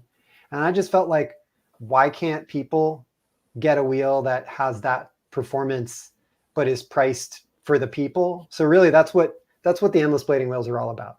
They're that premium level of performance, but like just a hair more expensive than Street Invaders and hydrogens, right? Yeah.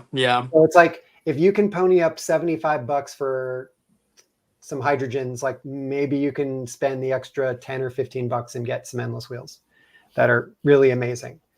And then the honorable mention would be if you're on a budget and you just can't spend, I don't even, like, someone look up what's a 4-pack of endless 90 wheels go for. Is it $54? 40? No, actually no. They're 11 bucks each. They're 44 bucks. Okay. I think they're $44 for a 4-pack, right? Okay. You can't spend the $44 and you can only spend the $38 or whatever it is, then get the hydrogen. Yeah, 48. Yeah. But yeah. Yeah, so to get a set of 8 is literally less than a $10 difference. It might be somewhere between 10 and 15 bucks. And like, I personally can afford to spend that extra money, but I can appreciate that there's some people out there like, yeah, that might be the difference between they're skating or they're not skating, right? Yeah. So I would rather you skate than not skate at all. And Sure. like in the US, like I think endless in Europe might be the better deal. I think endless is less expensive than hydrogen. So all you Europeans, skate endless wheels, like they're priced super affordably. On your site, the 84 hydrogens are 35 and the endless 84 are 44. So they're about, $9 difference across $9. 4 and then 18 across 8. So Yeah. is what it is. And that's 84. That was just like random size. But Yep. but yeah, anyway, yeah, obviously a difference. But Yeah, but I colors. in my opinion, the endless wheel is a far better wheel. Yeah. Yeah, we talked about the hydrogen kind of as it wears out, I don't know the word. We didn't use like degrade, but like it changes its dynamics change a little bit. Yeah, and I don't think I did that with the endless wheels. Yeah, like and let me just show. This was 84. So I skate them to the ground and yeah. And I haven't felt that kind of like glossiness that starts to form or whatever. But yeah, anyway. Yeah. This looks like 100 times cooler. Come on, look at this. Yeah. I mean, right? Like the 90s are alive.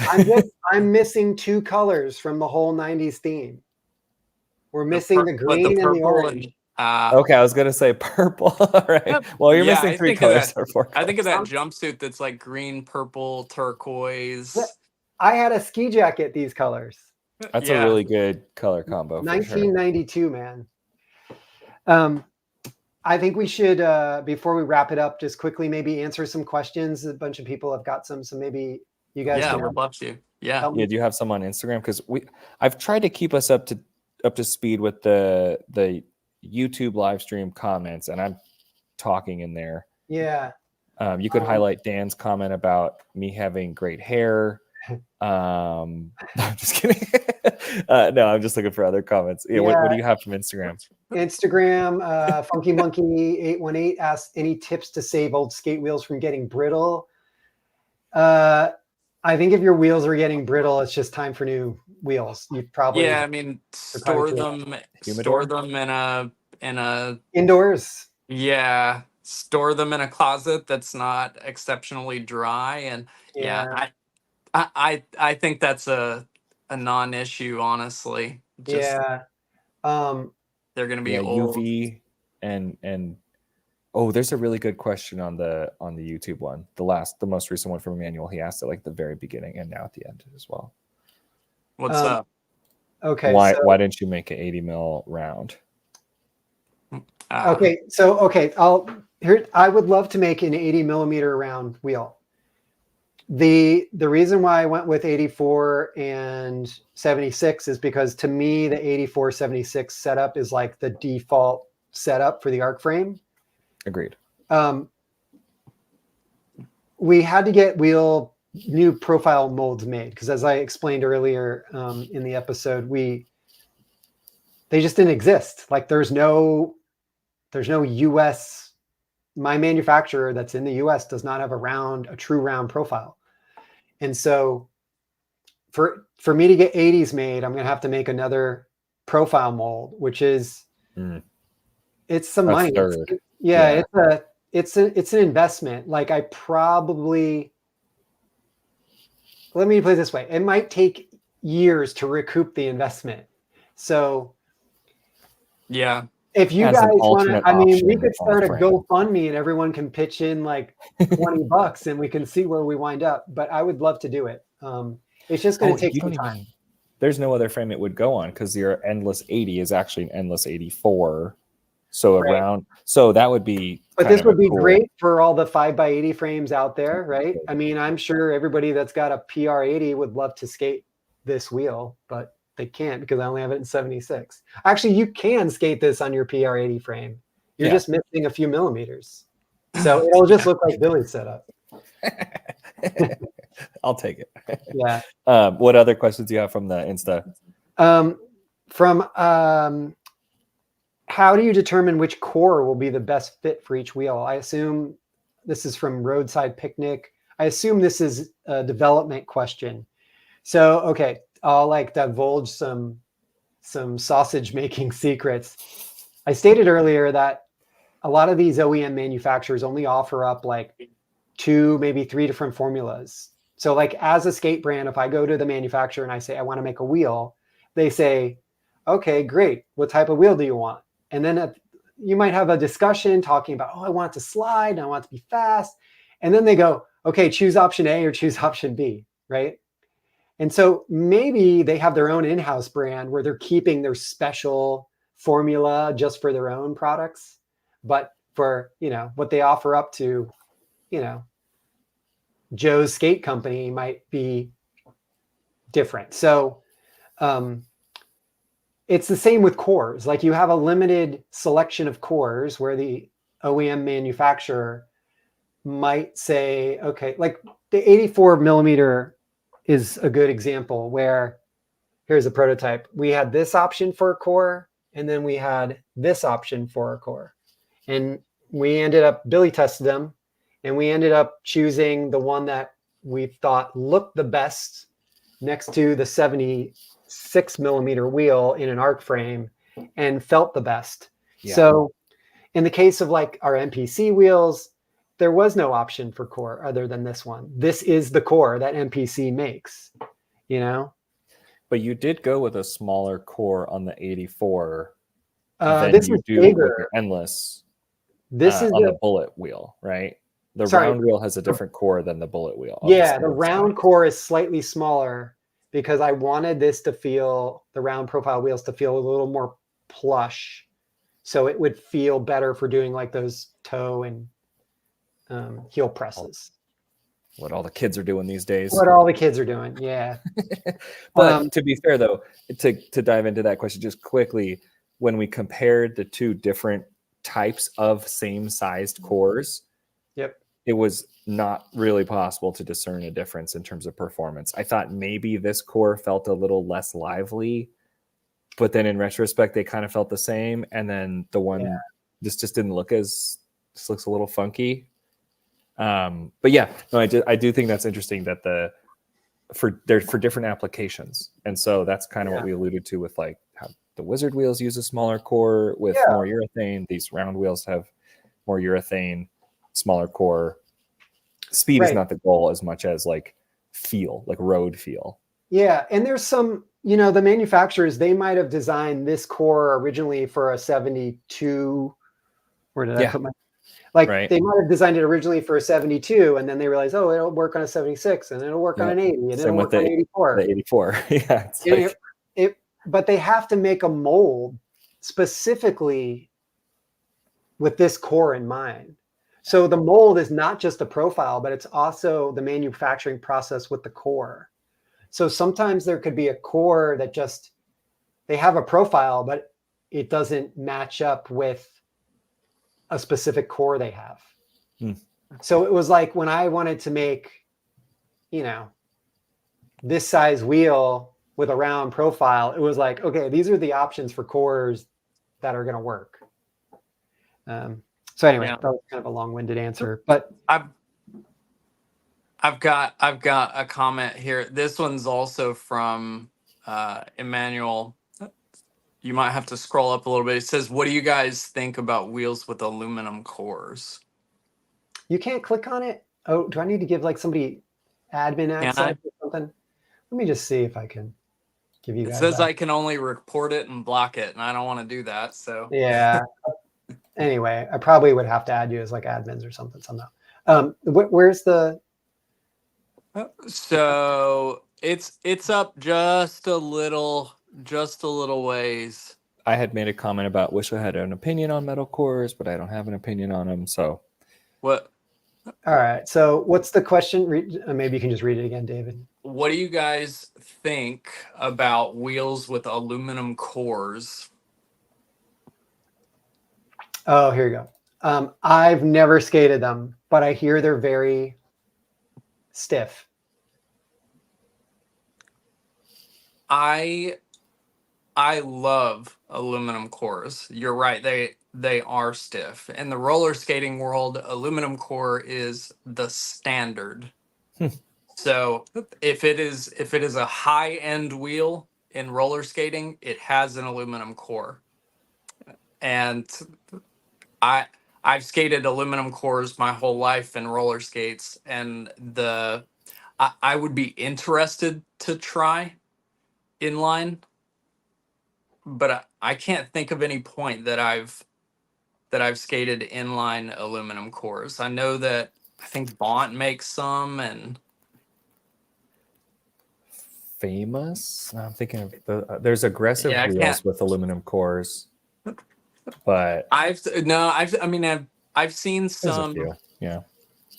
One thing I will say is, if you intend to get aluminum cores, you better have a bearing press. You will not be changing your bearings without them. FR has some. Yeah. That's kind of.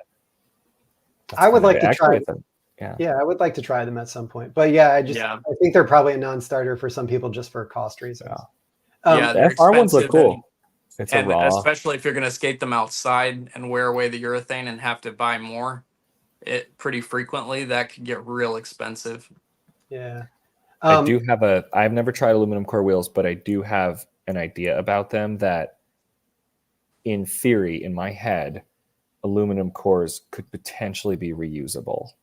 And that it's maybe reskinned or something like this, and there'd be a more sustainable version of wheels where. So is this a thing in roller skating or in any world? So I don't know if you hang on. I don't know if you guys can see. Oh yeah, that little C clip. Okay, yeah. So this is a clip, and you can take a tool and pull this clip off, and the urethane will slide right off of. I mean, it's hard to get it off. It's not gonna just slip right off, but sure, because otherwise they'd spin separate. It'll come right off of these fan jet hubs. And so if they were to do that with inlines, it would be great. But the problem I would think is, I know a few quad roller skaters that put down a lot of power when they skate, and they have popped the clips off and pulled the wheel off in mid skate, so it can be problematic. I figured it'd be a re-pour situation, and you'd be like, all right, this time I want to re-pour them as bullet profile. This time I want to re-pour them as 90. Next time 100. Like, it's a very different model. We're very in like a disposable world of skate wheels. These wheels, you won't get these wheels for less than $350 US if you're lucky, and they'll last you for 20 years if you take care of them. So completely different. Replacing urethane, every so often. No, I mean, if you take care of these wheels, you will have the same set of urethane for 2 decades. Wow. Yeah, that's crazy. All right, different forces, but okay, totally. I'll try to get through some questions here. Undercover Raws, Caleb was asking about. I have not tried these, but people should know. Is that an Undercover Raw? Undercover Team Blank? Is that no? Team Blanks are made in USA. The Raws are not made in USA. So no. Don't be confused. If it's everyone knows, like, or a lot of people know, like, Undercover is a good brand, but the urethane that everybody likes is the made in the USA urethane. The Raw, my understanding is it's poured in Asia. It's not the same. It may not. I've not skated it, so I can't say if it's good or bad, but all I can say is it's not the same as what everybody, has grown to love, this urethane. Yeah. So There was a couple questions back from the Instagram asking about would do hard round profiles slide better? I'm guessing does it slide better than a bullet? Hey guys, before you get into that, I apologize, but I'm gonna have to take off. Okay, we're gonna probably wrap it up Okay. here in a second. Yeah, but yeah. Okay. So I just wanted to say thanks for having me. And Yeah, thanks for sitting in. We'll see you next time. it's been fun. I'll see you guys the next time I lace up. Yeah. Nice to meet you too, Billy. Nice to meet you, David. It was great chatting. Y'all have a good one. Take care. All right. So yeah, maybe we'll just hit a couple questions, then we'll call it. But yeah, let's see if we have anything to share. You have thoughts on rounds sliding better than bullets or vice versa? Man, I just really started getting into sliding because forever, like, as you know, I go through wheels really fast, just not sliding, but swiveling. I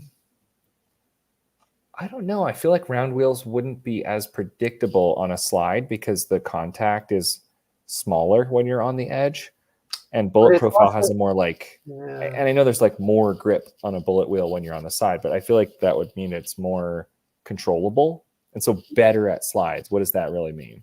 Like, yeah, I don't know. Cause I've never had like, I guess if I skated a lot of 4x80 where you kind of get them more apples to apples, like I'm always going from like hundreds or 90s on bullet to like maybe 76s that are round. And it's just a totally different experience. So, but it's hard to like the same size wheel, round and bullet. The other thing is like, on smaller wheel sizes, I boot out. Like I hit my boot down when I start sliding. I noticed that when I switched to the UFS 80s. When I was on the hundreds, these Wizard wheels, I mean, you can kind of see like they were bullet, but they're not anymore. And they slide just as well now. Maybe they do slide a little better now. So yeah, I guess I might say round because it's less contact when you're in a sliding position, which is on edge. So yeah, I don't know. And maybe it's a little less sensitive to the angle of attack. I don't know. Yeah, like you can. Yeah, but there's something kind of nice on a bullet wheel, like it's going to change behavior. Yeah, you get to that point. Yeah, like all right, we're sliding now. Versus round, you're like, when is it going to? When is it going to? When's it going to? And then it goes. So. Someone asked if harder wheels are faster. Yes, in general, harder wheel will be faster, but will be a harsher, less smooth ride experience. Yeah, this is a long debate in road cycling because historically you'd use 120 PSI, narrow tire, less than an inch, and that was deemed as fastest in like a fairly controlled environment. But speed also can be affected by your comfort, or rather, speed over distance, right? Because like instantaneous speed, sure, you can get them going faster, but can you go fast for 100 miles or can you go fast for 30 miles on skates? You're going to need comfort. You're going to need to not fatigue. And so can I maintain more speed on a softer wheel over a distance? Yeah, because my body doesn't hurt. So it's like a interesting thing. In bikes, they went with a slightly larger tire with lower pressure because it actually is a more of a straight line across the ground versus, kind of being susceptible to every little bump. So I prefer softer wheels for that reason. Because I prefer 85A just as like a nice balance between speed and kind of ride smoothness and grip. Mm-hmm. But but depending on the application, it's like there's so many factors as we've been talking about, hardness and profile and the core size relative to the amount of urethane, like all these things can, change. It's like a big matrix. And they're, this question is like speed. And it's like, well, we don't know the surface. We don't know, et cetera, et cetera. So to David's point, people on the track where the track is essentially sticky. Yeah. Right. It's like he said, it's covered in urethane, right? It's sealed or something. You go for the hardest possible wheel because the grip is actually offered by the track, not the wheel. So, I mean, endless products are for like everywhere, multi-purpose, like urban skating and not really the track, I would say. Yeah. So then, I don't like a hard wheel for that because you can't sustain it. And I think that's the right word for it. So, Oh, this guy was saying that he heard that all UC wheels now are made in China. I don't know about that, but yeah. Let's see. Did you see anything else? Any other questions that we needed to answer? I was trying to look in the Instagram one. Let's see here. Somebody said, F, I should have been taking notes. Don't worry. I will attempt to timestamp this. It's going to be hard though. We were all over the place, but I'll try and hit like the big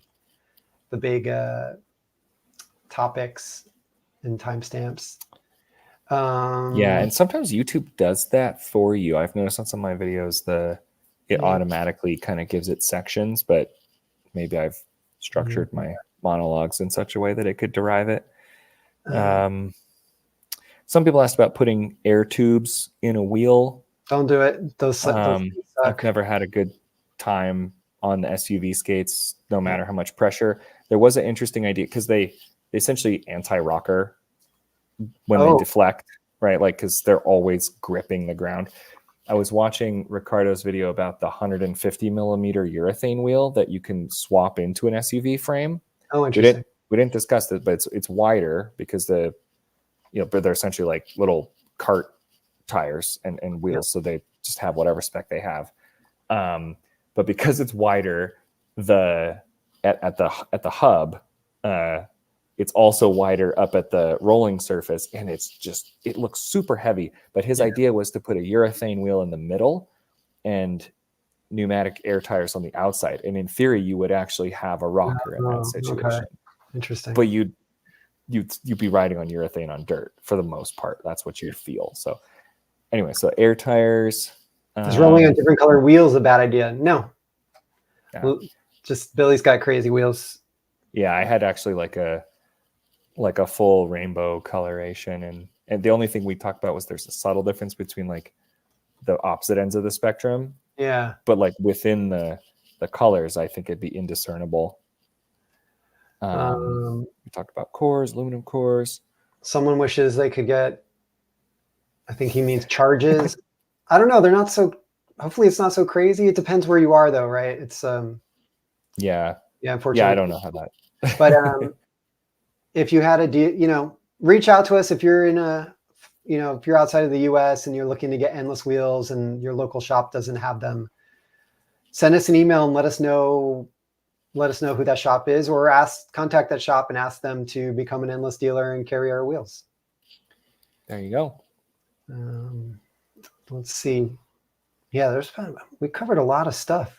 It's hard to scroll through all of these, to be honest.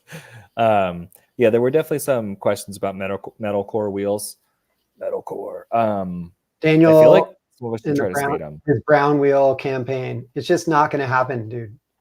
Well, I thought of that as dark brown, and I was like, that's not that appealing. But a natural kind of like lighter brown, like you mentioned, like a terracotta. I was like, that's kind of like that raw urethane taupe. I don't know, so in bikes, like they're almost. I mean, tires are black, right? Yeah. Like for the most part, but there's a gum wall style tire that's like a really cool, kind of look, and that's what the original tires were because they're making them, gum. So that would be the color in my mind. Would be like kind of that. I don't know if tan's not the right word, but yeah, that gum wall. Some people call them skin wall. I don't think that's the right term for it, but yeah, that'd be cool. Actually, like a white wall would be kind of sweet, like an old like lowrider. Yeah. Sorry. Now we're talking. Yeah. So any decent LED wheels, I think we covered. The Luminous are great. The micro wheels, I know Lino really likes or has. Oh, they have light ups. Yeah. So Rollerblade makes some now. I haven't tried those, but probably the best option realistically would be the wheels where there's a light in like a separate light assembly that plugs into the core. Yeah, Power Slide has those. Yeah. Yeah, then it's not affecting the kind of the overall situation, right? It has its own battery. Let's see.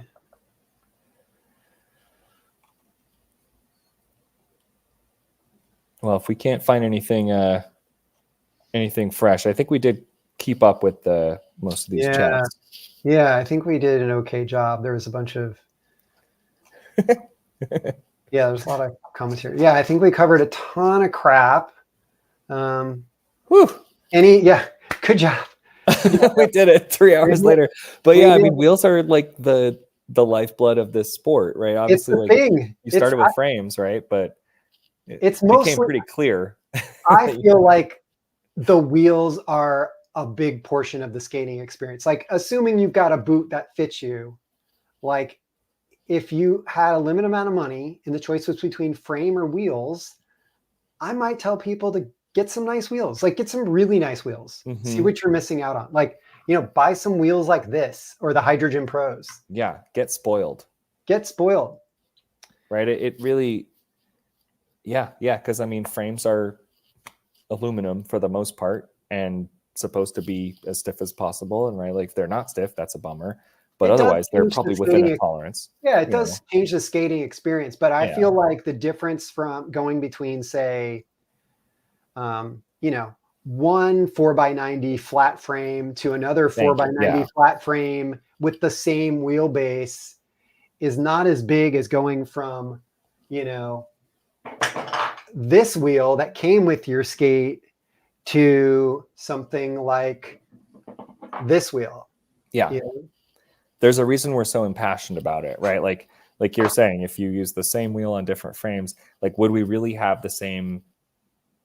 Like we all knew it immediately, like I would never skate those wheels again. If I could only buy one, it would be that one. But like, do you have the same feeling about frames? It's sort of like I do. Well, I may be a little more open-minded to it, but the point being that like the tactile, that's the word that comes to mind when I think about the cloud wheels, is like there's it feels like a living part of you. If it's done right, it feels like you're barefoot almost, or there's like a really tactile feeling, and the skate is an extension of you. When it's hard and plasticky, between you and the ground. Yeah.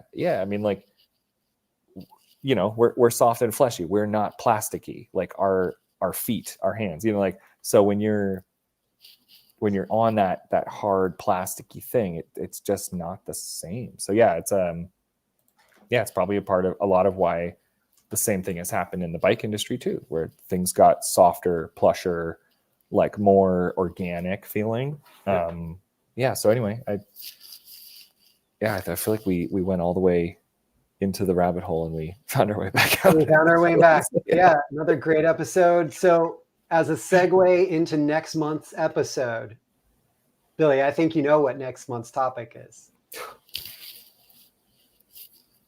Why don't you tell everybody what we're going to talk about? Yeah, we won't show it, but it's the product I've been asking you for quite some time. Endless 100 UFS frame of the future.